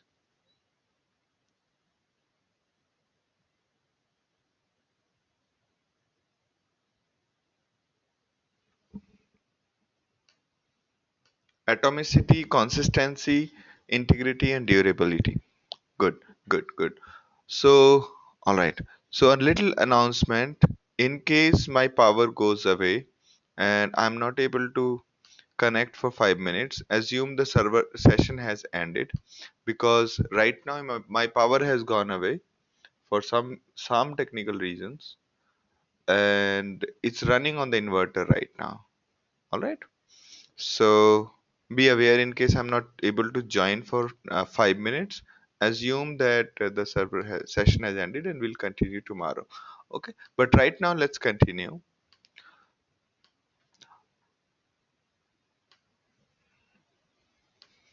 Okay. After some time, the service further grows popular. Now you are running a caching server, and maybe multiple caching servers, and s- the moment you bring in the caching server, the problem with respect to acid properties will start. Okay. And after that, in case your server is going further busy, more and more popular, and hence still too many writes will be hitting the database. Okay.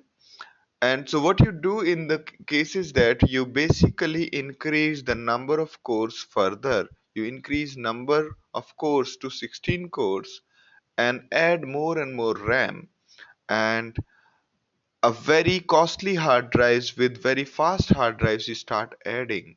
And here the service is going to be really good after this point. Now, for some time, this solution might work. But at the same time, if you understand the software engineering, we will start adding more and more and more and more feature. And because of the features, the query complexity increases. For example, for rendering a single page, you might be querying 100 tables. Okay. For the imagine a web page like Amazon's detailed web page that will be talking to 100 different tables, joining them together to give out the data. Now, as the features increase in the complexity, we will have too many joins, right?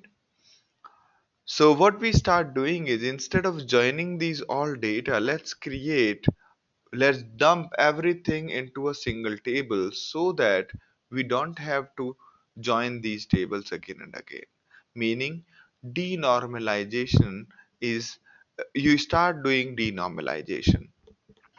Okay. Now you let go of your consistency by bringing caching solution. You let go of your normalization. So people with the DBA background will lose the patience at this point. That this is what I was not taught. That's not what we were taught at DBA school. We were taught to have normalization and consistency and have you know the transactions and everything in place. But the story doesn't end here. The further rising in the popularity will start hitting you badly. Things are further going slow, and so what you try to do is you stop using the features like server side computation, like stored procedures, triggers, other things you stop doing on the database side. Similarly, on the web application side, you stop doing a lot of computation. You delegate those parts to the client itself. Let that happen in the browser of the user. Okay. Now, if you notice that first we are one by one letting we one by one we are letting go of the features of our relational database, the solid relational database which we talked earlier that it has so many features. Now we are letting go of each of the features. Some queries will still be slow. So what you start doing is you periodically start pre-materializing, meaning you know that this data is going to be fetched someday by some user. So you start preparing this data upfront instead of querying. Okay. So the most frequently accessed data you start preparing upfront instead of querying. Instead of when the request comes in, at that time we go to the database and query, you start preparing this again, and you try to stop joining tables in most cases. Now once you do that, you have actually broken the whole premise of relational database. Okay. Relational database say that the data has to be consistent, data has to have those properties, and still the problem is not solved. Reads will become okay at this point of time, but writes will become slower and slower. Okay. Now, in those cases, the general strategy is you drop the secondary indexes and triggers. All the triggers and all the indexes you try to drop as much as you can, unless until only few indexes are left. Because every time you write the data, all the index will be recreated, and lot of things we have to do. Now, if you notice, first First, we broke the premise of our strong acid properties. Then we next we did was we denormalized our data. Then we let go of our server side computation, which is stored procedures and triggers. Again, we further remove the consistency by perimeterizing a lot of queries. And next is we remove the secondary indexes and remaining triggers. Now, if you notice, all the features which database provided, we undone that. We said we are not going to use it in favor of availability only. In favor of availability, we had to let go of all these properties. Okay. All right. So that's when. So this was only few few companies actually lived s- till the last stage. Most of them actually had to close down in between. Okay. So here, when reads are getting still further, things start going slower and slower. What you start doing is you start partitioning table. Let all the traffic of India go to this database. All the traffic from you know Europe, let it go to this database, and so on. Okay, there are many things you could do, but At this point, you should realize that we actually, at the end of all of this exercise, we actually ended up with a server with none of the features being used. Okay, and that's when people realize that why don't we build a very plain, simple data store which is distributed. Okay, we are anyway not going to use relational database features in real time. All right. Now, before we go ahead with HBase, the other definition we require is column oriented databases. A column oriented databases is looks like normal table, but normal table the table is normal table on the outside, but the difference lies in the way the data is stored. Row-oriented data is stored like this: 10, Joe, 12, Mary, 11, Kathy. This is how physically the data is being stored. While in column-oriented database, first 10, 12, 11 will be stored, and then Joe, Mary, Kathy will be stored. Okay. So that is the difference between column-oriented and row-oriented database.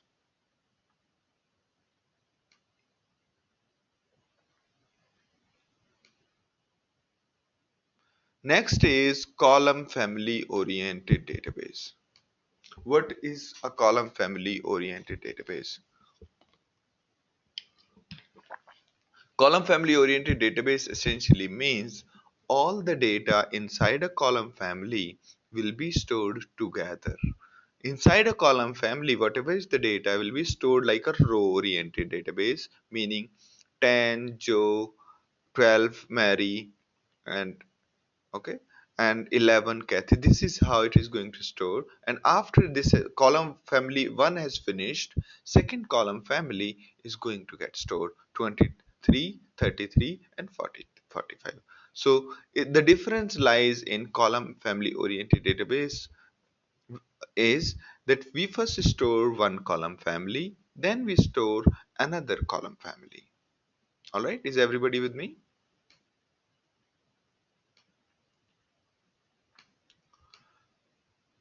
So that is column family database. Now, a little bit brief introduction about HBase.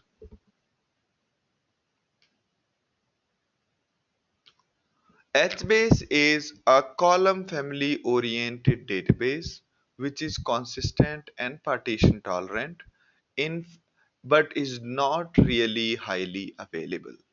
Okay. CAP, out of CAP it provides CP. Okay.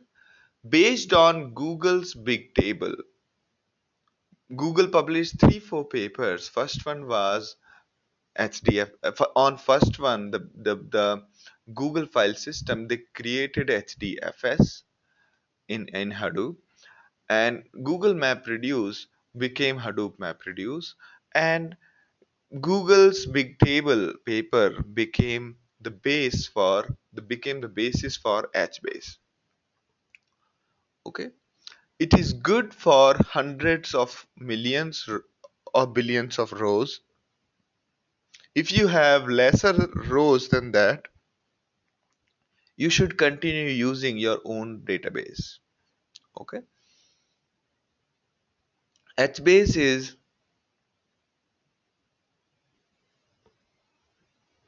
HBase is strongly consistent.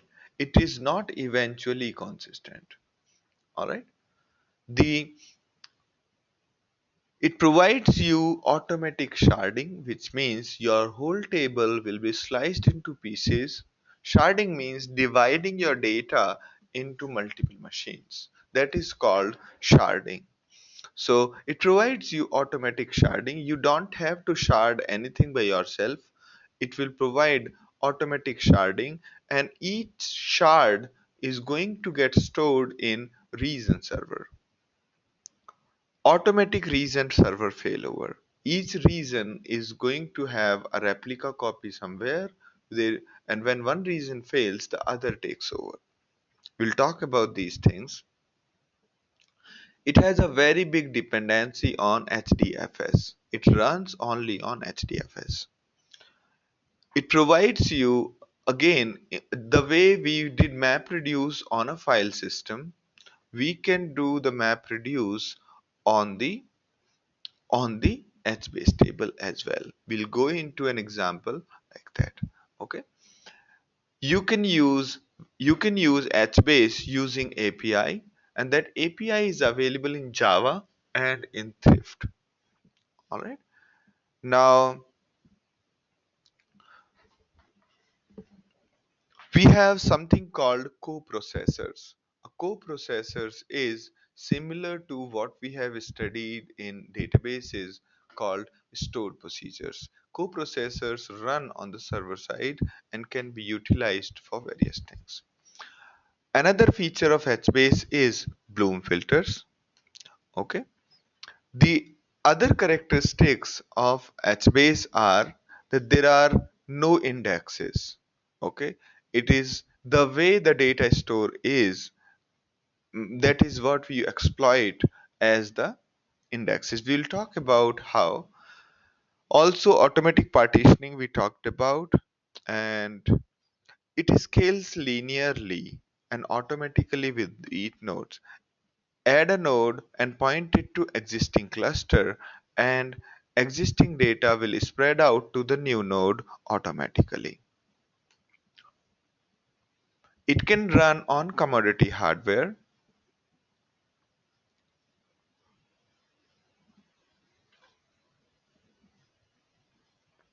It can run commodity hardware in terms of money. They are generally built out of $1,000 to $5,000 machine, not $50,000 machine. Okay. So that is the meaning of generally commodity server. Commodity server means does not mean the broken hardware. All right. Commodity server does not mean the broken hardware. It does not mean the old hardware. It is good enough hardware and is not costing you really high. Okay. Next is fault tolerance. Lots of nodes means each is relatively insignificant.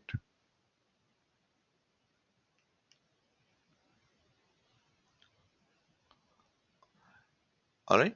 The third one is batch processing. MapReduce integration allows you to do a lot of processing in parallel. Let's go through the architecture diagram that will give you the more clarity in terms of what it does. Okay. So, we have this basic diagram. It has got HDFS and Zookeeper we'll talk in the next session. There is something called HDFS which we are already aware of. HDFS is the file system which we discussed in second session. And on top of HDFS is our HBase. HBase consists of master and the region servers. Each region server using hfile and memstore and write ahead log stores the data. Okay.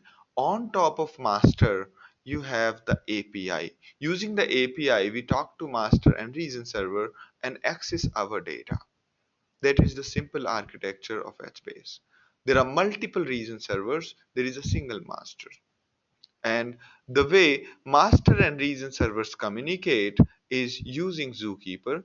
When you add a region server, you tell region server that this is our Zookeeper, and region server says to Zookeeper that I'm up, and master knows about that via Zookeeper. So master and region servers talk through Zookeeper to know about each other. All right. Now, this data model is something very important which we need to understand. This single line, I cannot make it smaller than this one.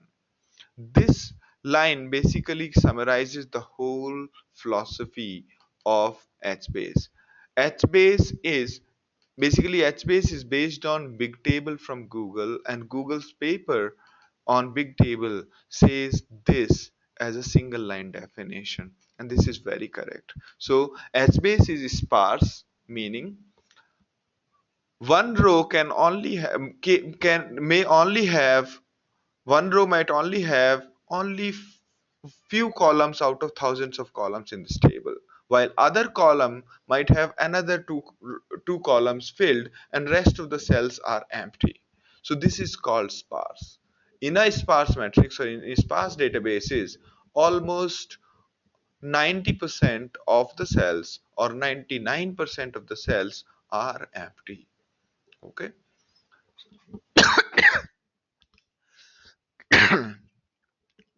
So HBase is fairly okay with that.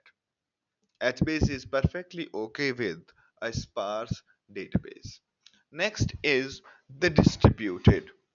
By definition, by the at the heart of it, at the heart of HBase is distributed, meaning a table is stored on multiple machines in the network. That is distributed. Persistent. Persistent means that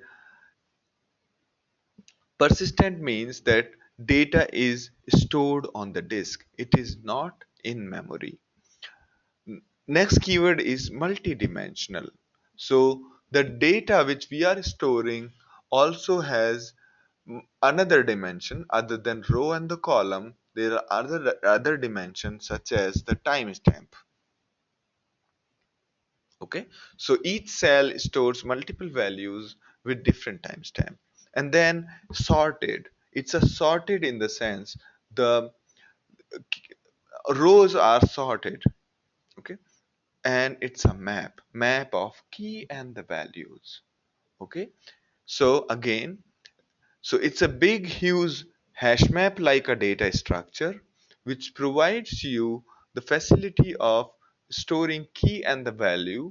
Keys are sorted.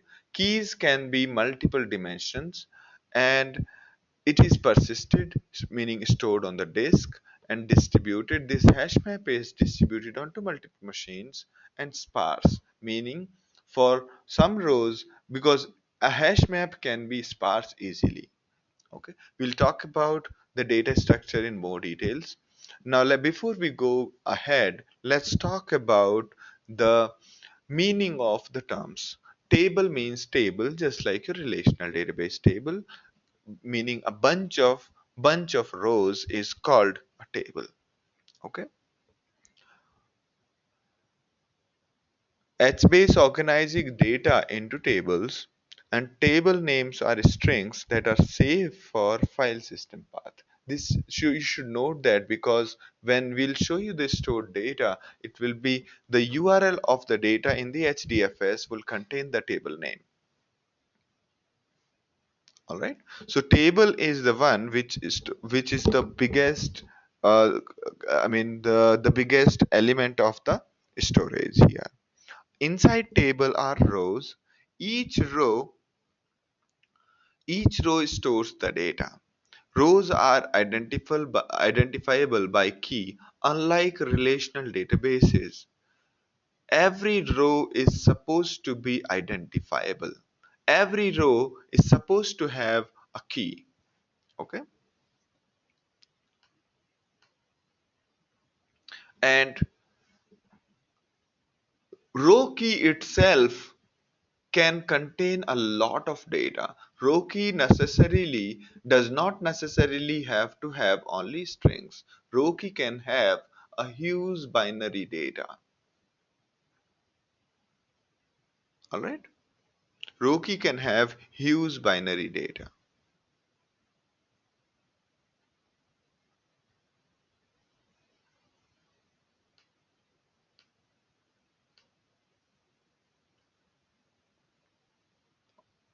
Now there is something called column family. A data within a row is grouped by the column family. Okay, inside a row there are groups called column family, and column family impacts the arrangement of data. Why? Because HBase is a column family oriented database, so data within column family is generally stored together. We'll see this also. And these column families need to be defined upfront and are not generally modifiable. So as we talked about, whilst defining a table, you have to define column family names. Okay, you have to define a column family name, but you don't need to define the column names. Okay, a table can have as many columns as it wants, and it can have as many rows as it wants. Okay, and every row in the table has same column families. All right, and row does not necessarily have to have some data in a column family. It may it may not store any data in a column family. Column family names should be, since column family name is in the path of the HDFS where it is going to store data, it needs to be safe. Next is the column qualifier or column name. So we talked about table, we talked about row, we talked about column family. Inside the column family, we define the columns. A column family contains multiple columns. Okay. So data within a column family is addressed by a column qualifier. Okay. A column qualifier does not need to be specified while creating the table definition. Okay, you can create as many as column qualifiers you want. You don't have to, the way you keep on adding rows into the table, you can keep on adding columns into the table. Okay, now if you notice few things in this description of HBase, we did a lot of changes to it, changes to the standard definition of relational database. First, the way our column was identifiable, we made our row also identifiable. And once we have made the row identifiable, you can basically, once you have made the row identifiable, what you have done is, next is the way you are adding rows into the table, you can also keep on adding the columns into the table. So the behavior of row and the column became very, very identical. All right. So now the smallest unit of the data storage here is a cell. Inside the cell, for each version of the cell, we store the data.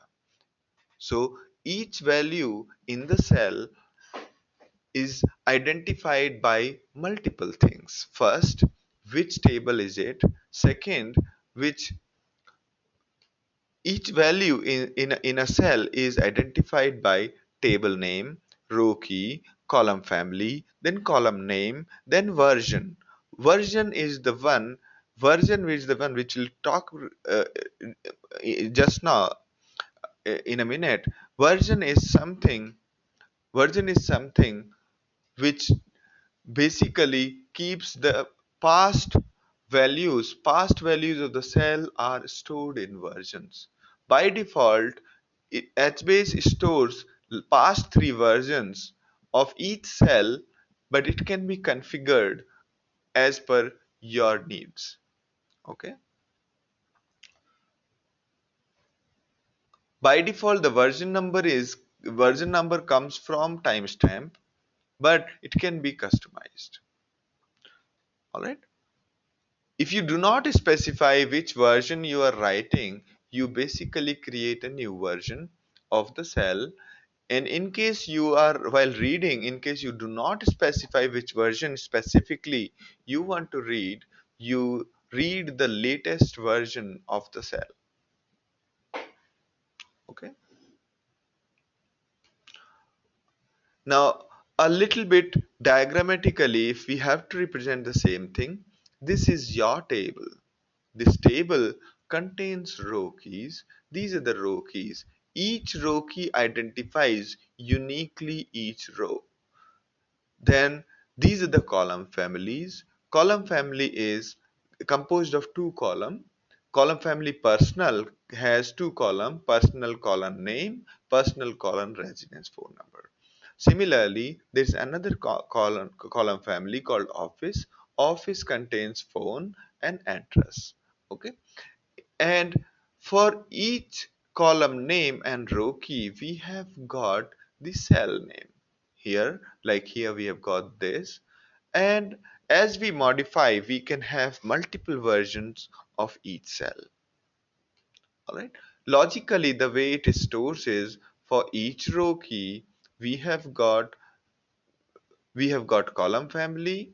Under each column family, we have got a column address and another column called phone. Under address, we have got timestamp 1 and timestamp 2. Under phone, we have got timestamp, another timestamp. All right. So that is how it is. Okay. This is the physical structure of this one. Now,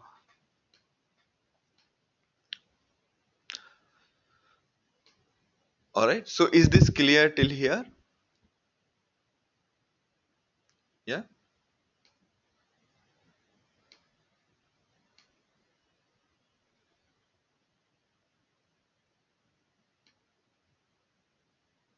Good. So basically, we talked about the general ideas about HBase and why do we need it in first place, NoSQL and HBase, and we also talk about basic definitions. Now the real part. We will now try to design a database model based on what we have learned so far. Also, we forgot to tell you the data in the table is sorted by row key. All right. The data is stored based on row key.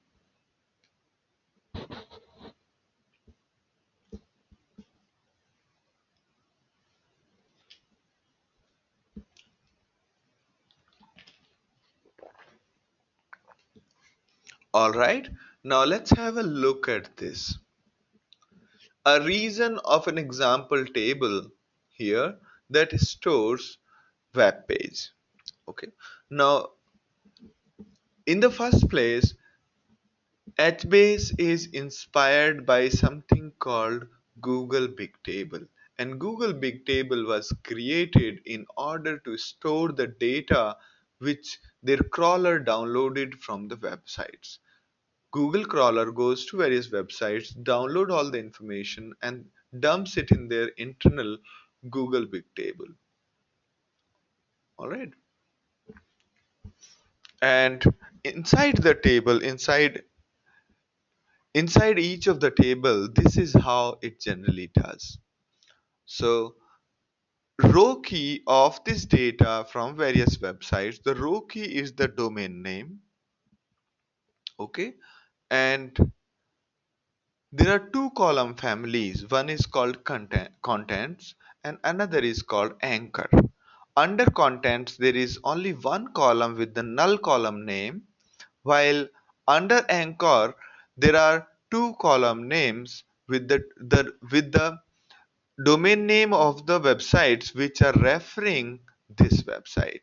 CNSI.com on their website have a back reference to www.cnn.com. Okay, so what they have done is fine, we downloaded cnn.com, we put the content, HTML content in one of the cells here, and as and when we are crawling the rest of the websites, we are adding more and more columns to the older data. So the moment it started crawling cnsi.com, it created a row here. Below this row, it will create one row for CNSI with their own data. And also, as soon as it hits one link which is back referencing www.cnn.com, it goes to the column, add one more column to this row and says that cnnsi.com is referring to www.cnn.com as CNN. The text on the hyperlink is CNN. Similarly, mylook.ca is referring to www.cnn as cnn.com. Alright, and as and when it notices more and more URLs pointing to CNN.com while crawling the internet, it will keep on adding the columns in this particular row. It will keep on adding more and more. So that also means if there are a million web pages linking back to CNN.com, this row might have a million columns under the same column family as anchor. All right. Now, this is the general data structure. Now, notice that this table is always sorted by row keys. This table is always sorted by row keys. No matter what row keys are there, the first row key, which is lexically ordered, comes first, and then second, then third. Basically, the bitwise ordering is done on the row key, and row key can have binary data. Please note that row key can have binary data, column name can be a binary data, and the cell can have binary data. So which means we are using column name also as the data storage, right? You can see that we have basically sort of creating the two dimensional matrix, right? Now let's have a look at why is it that this has been reversed. So since row keys are ordered and the way the URL is defined, if you reverse it, only then you will get all the domains of a website together. Why? Because the less priority one is subdomain, which will be on the right hand side. So com.cnn.www and com.cnn.blog will come together. Okay, www.cnn.com and blog.cnn.com belong to the same website. But if you have Microsoft.com somewhere, it will start coming in between, right? If we had stored the row key simply like a domain name, the row keys belonging to or the row keys belonging to the same domain will be at different locations which means every time we have to find out all the domain names belonging to a single server, we will have to go through the whole database. Instead of that, we just reversed it so that cnn.com and blog.cnn.com and www.cnn.com will come together and close by. All right. The only thing is cnn.in or cnn.co.uk will become in.cnn and it will become uk.co.cnn, and hence they will be far apart from com.cnn. Okay. So here the thing is we are trying to exploit all the properties of our HBase to store the corpus of the internet and to build the structural relationship between various websites. Okay, and that is the reason we want to keep all the domain names and subdomain names together by exploiting the property of HBase. The property of HBase which we are trying to exploit is that all the row keys are sorted. Our data is sorted by row keys. One row key, which is cnn.com, should come very close to www.cnn.com. That is why instead of storing in a normal string, we have reversed it and we are keeping it there. All right.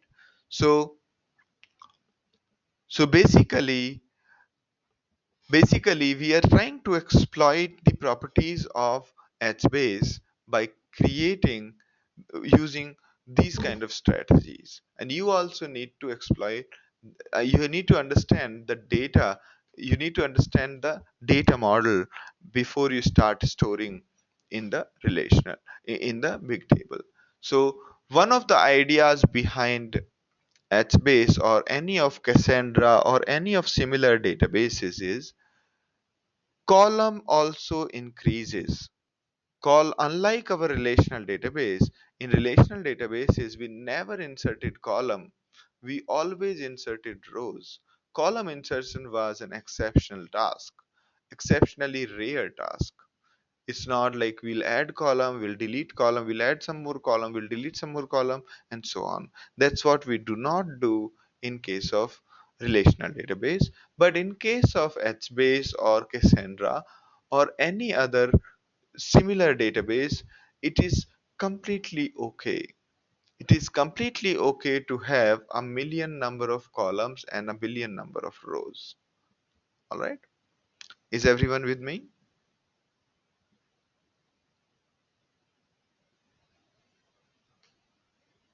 Great. All right. So, so you need to think in terms of all of these properties while designing your database. Okay. Here there is something which we did not talk about. Each value in the content is also versioned. As you update the website, we will keep the previous version in the previous one and we'll create a new timestamp and keep it there. All right, everywhere. Now, again, let me reinforce what we have been talking about. Okay, let's reinforce what we had been talking about.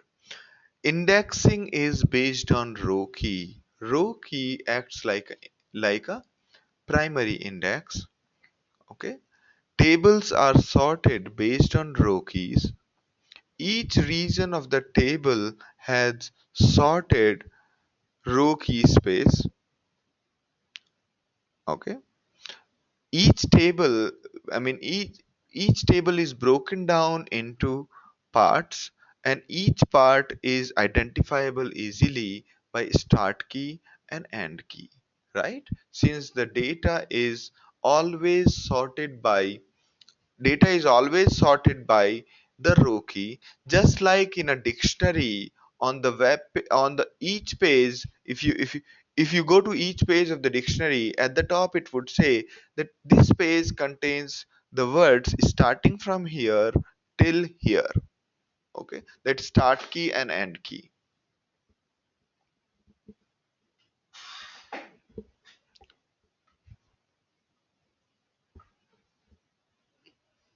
All right.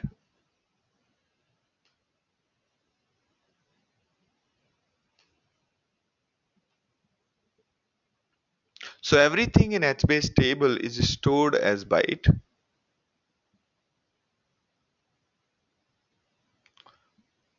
Be it column value, be it cell value, be it column name, be it row name. So we utilize row name, column name, all of them as the storage space. Okay, as the storage space.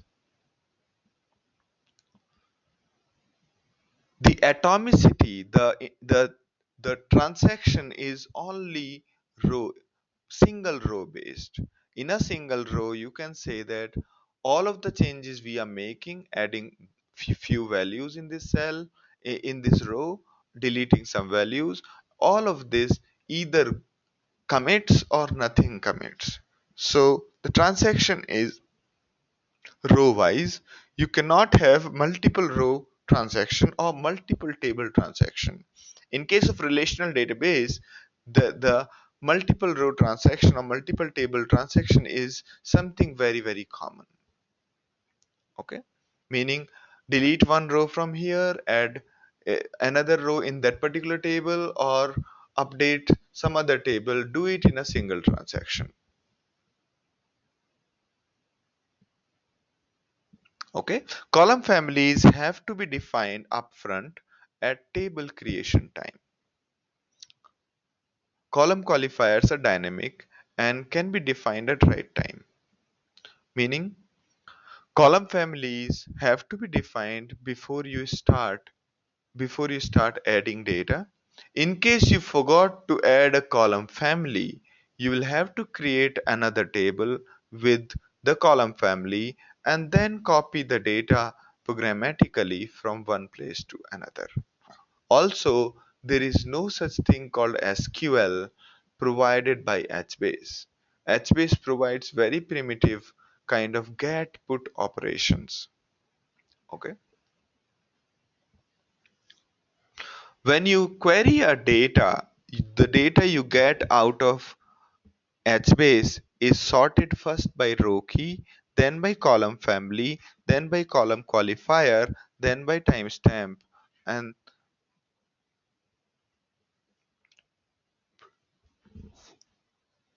the timestamp is by descending while rest of the other values are in ascending nature. Alright. So that was the data model part.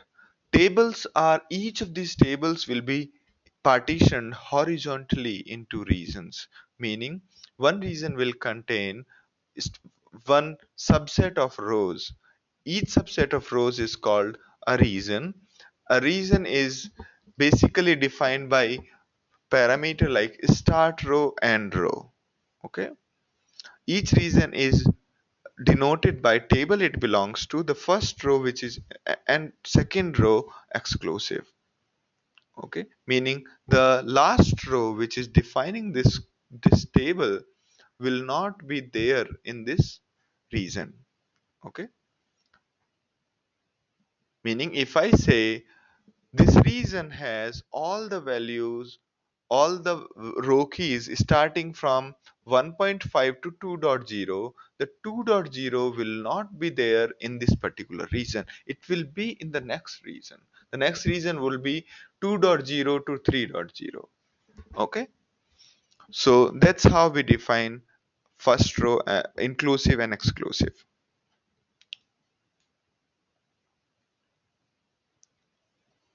All right. Is everybody with me? Initially, a table Initially, when you start inserting data into HBase, you keep on adding data into this table. Okay. Basically, a table comprises of single region. As the size of the region grows beyond threshold, it splits into two halves. Okay. It splits into two halves.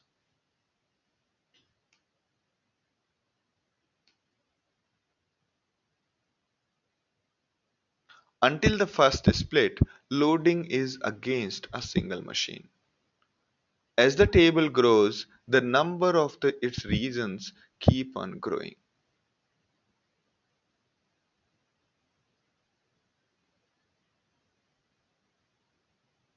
So the threshold, how do we define the threshold? The threshold is defined in the beginning in the HBase itself. Okay. So threshold is generally defined in terms of the data size of each of the regions.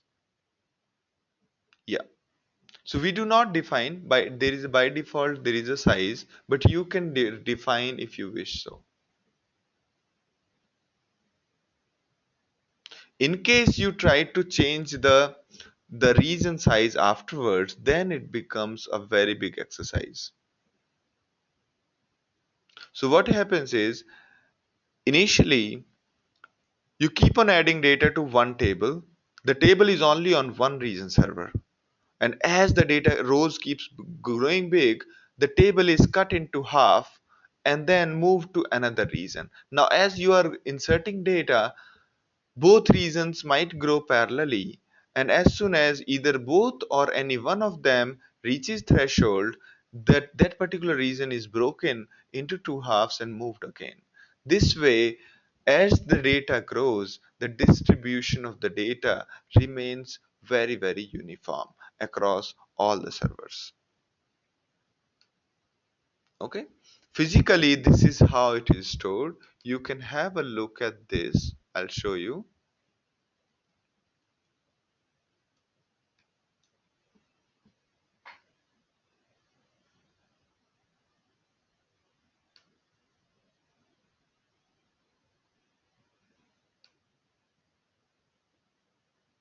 Okay?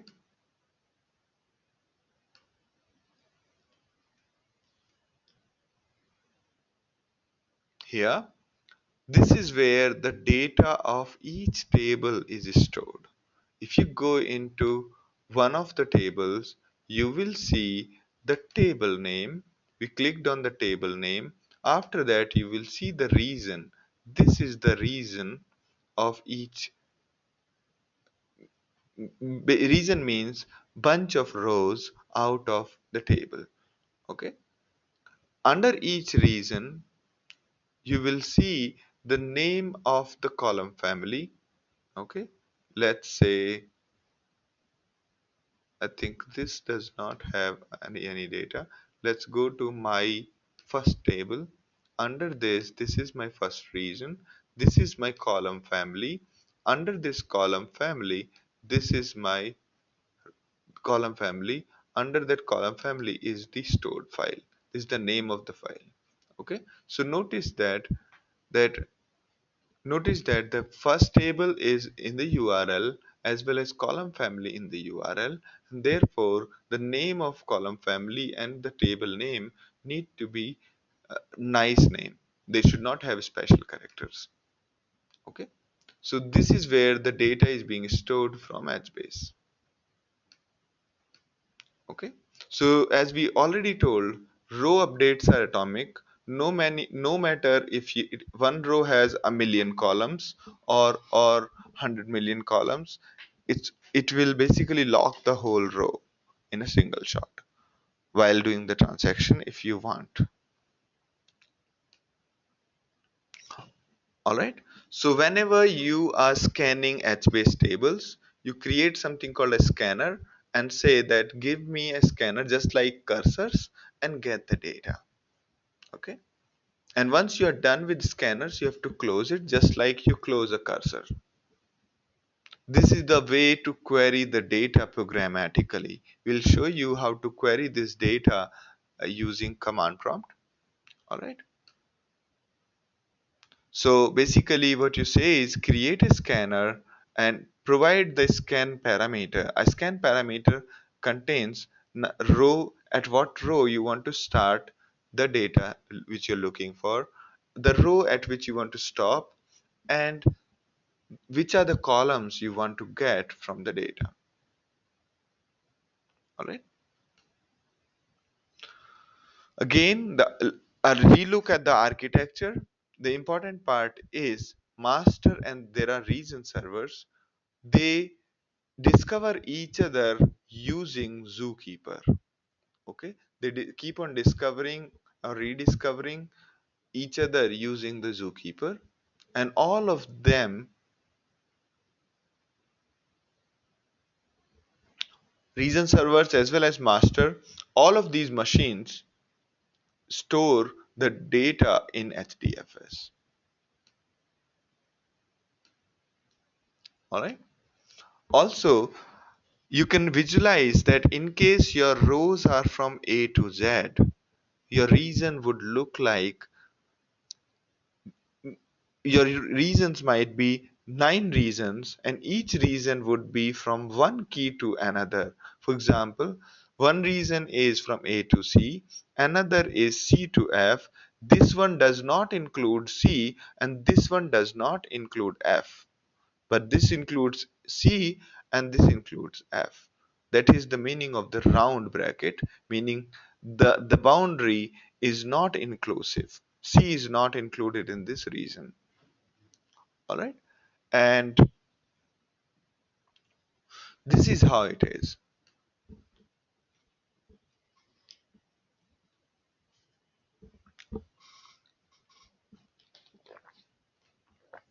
So one reason server can have multiple reasons of the same table in different locations.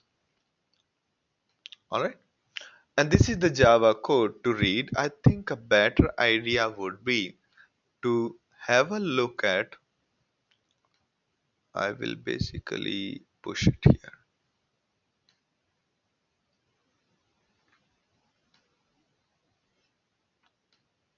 The Sentinel's question is, there was an API block in HBase architecture. That is the one that communicates with HDFS. No, that is the one using which other people talk to us. if you see, let's go back to the architecture diagram. Here, API block. People will use API to access the HBase. All right. Now, before we move into any of this, let's have a look at HBase.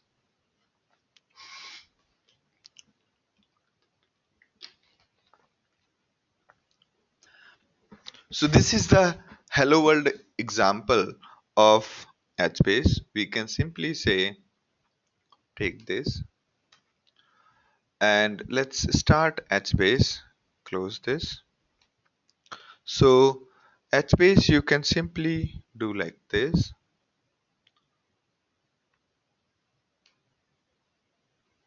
HBase is working fine. Yeah, all three region servers out of three is working fine.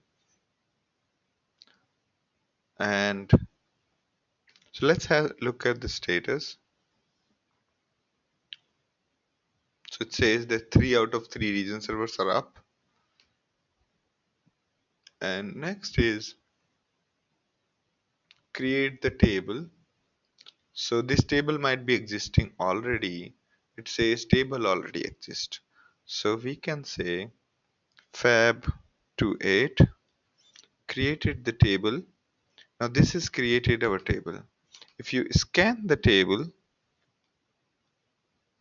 right now there is nothing in this table. Okay. Now also you can take a look at all the tables available. There are so many tables available as of now.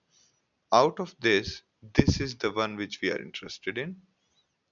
Or we can also say list, and we can say star dot star and say 28,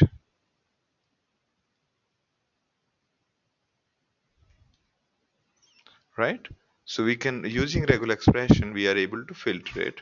Next is, let's add some columns to it. Okay, so sorry, we can say fab 28, right?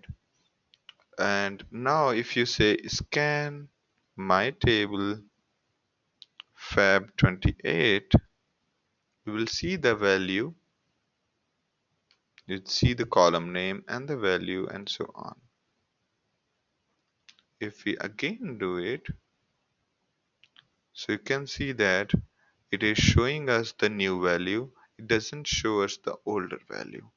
Okay, we can have more parameters in scan which will show you exactly which all you are looking for.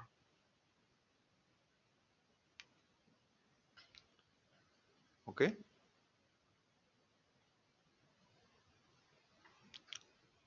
so let's have a look at what is the table name. My table,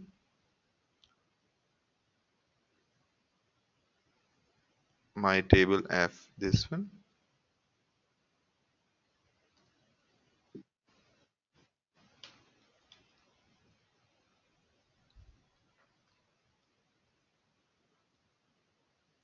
Okay,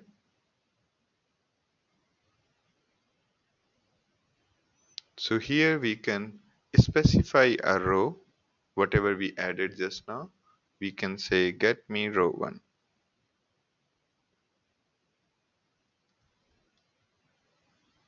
Alright, so this way we can basically also say that get me all the values with respect to one particular column family.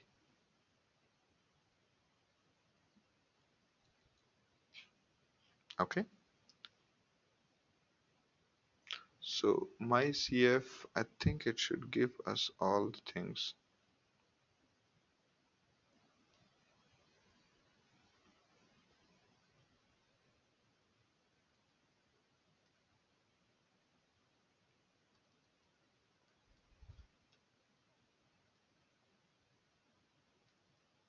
All right, so we are able to get and put the data, and that's all about it. Okay, if you want to scan, if you want to see, if you want to delete a table, what you need to do is disable the table first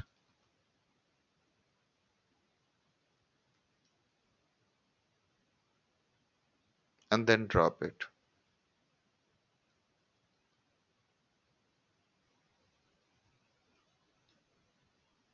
right?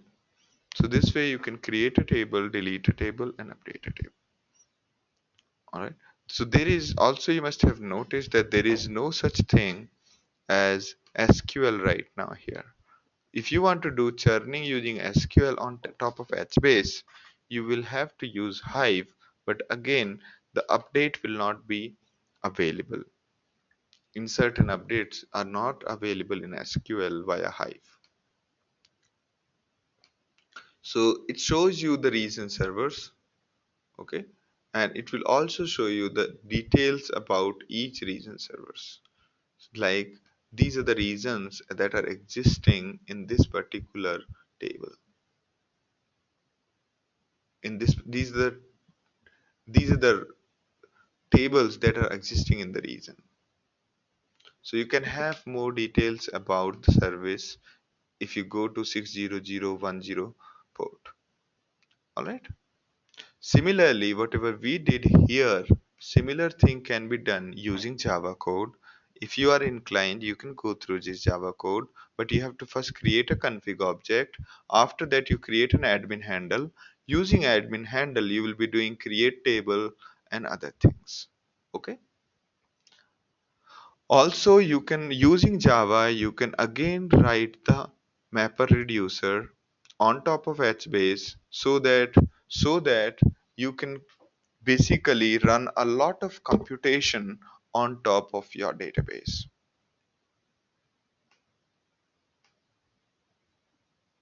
Okay, we can run a lot of computation on this database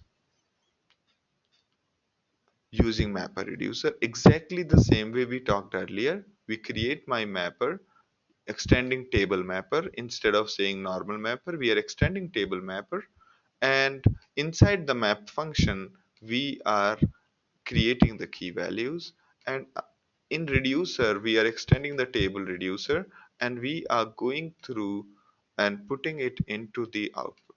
See this? Here is our reducer code. All right. In the driver, this is our stitching part. In this driver, we create a config object, job object, and then we basically launch our table mapper. Also note that we can define something called scan, so that instead of running MapReducer in the whole table, we can run the MapReduce only partly. Okay. So the HBase, how does it stand up separated from what we have talked so far? HDFS, MapReduce, Hive, Pig, and all those products. None of them provided you this high efficiency of writing the data. HBase provides you that high performance on writing lots and lots of data. Okay, and that's where the HBase comes into play. So mapper reducer is one thing which you can run on top of table. All right. Now I want to also explain to you what does it mean by a Bloom filter. Okay, so we talked about Bloom filter a little bit. In the Bloom filter, inside the Bloom filter, it's actually very very straightforward. Okay, imagine that there are two one server was there which were very very busy. So what we did was we created something called a secondary server, which is a Bloom filter. So before sending the request directly to the main server, we are letting it pass through the filter. So filter, if it doesn't exist in filter, it is for sure guaranteed that this particular row key does not exist in storage. If it exists on the filter, there are chances that it may not exist in the main one, but there are higher chances are that it will exist in the main one. Okay. So this database provides you, HBase provides you this Bloom filter. Okay. Using Bloom filter, if you set up Bloom filter on multiple machines, it will make your HBase really, really high performant.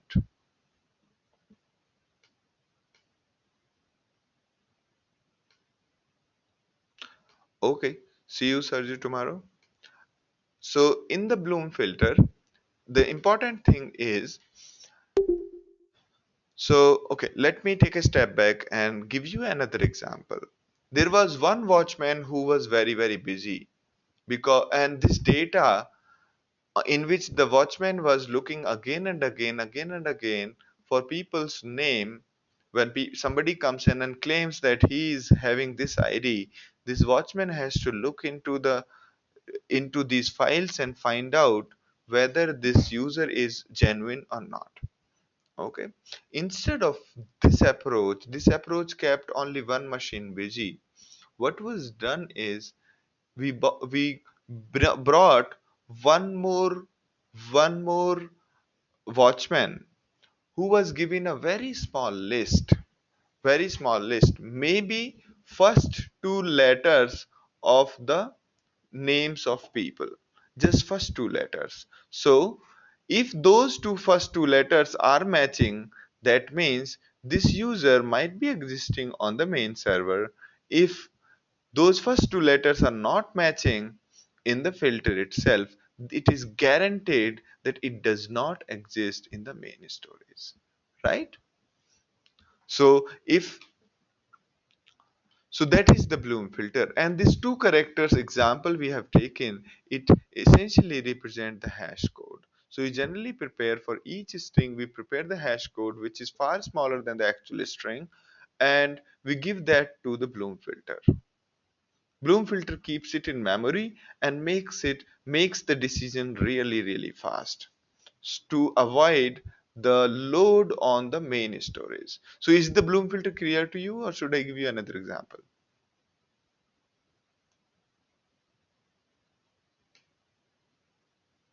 Perfect, perfect. So HBase provides you internally the Bloom filter. Although there was no need of explaining Bloom filter, the reason I have explained Bloom filter is not with respect to only HBase, but as a general concept, it is utilized at many more places. And it's a good architecture pattern to identify when to use Bloom filter and when not to use Bloom filter. Alright, so Bloom filter is enabled on row keys by default on HBase. Now, the coprocessor part. So should we continue in the tomorrow, or yeah? Alright.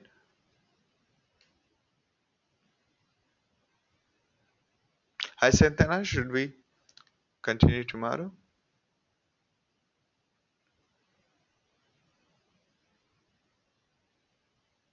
Okay. See you then. See you tomorrow. And I'll hang up now. Bye bye.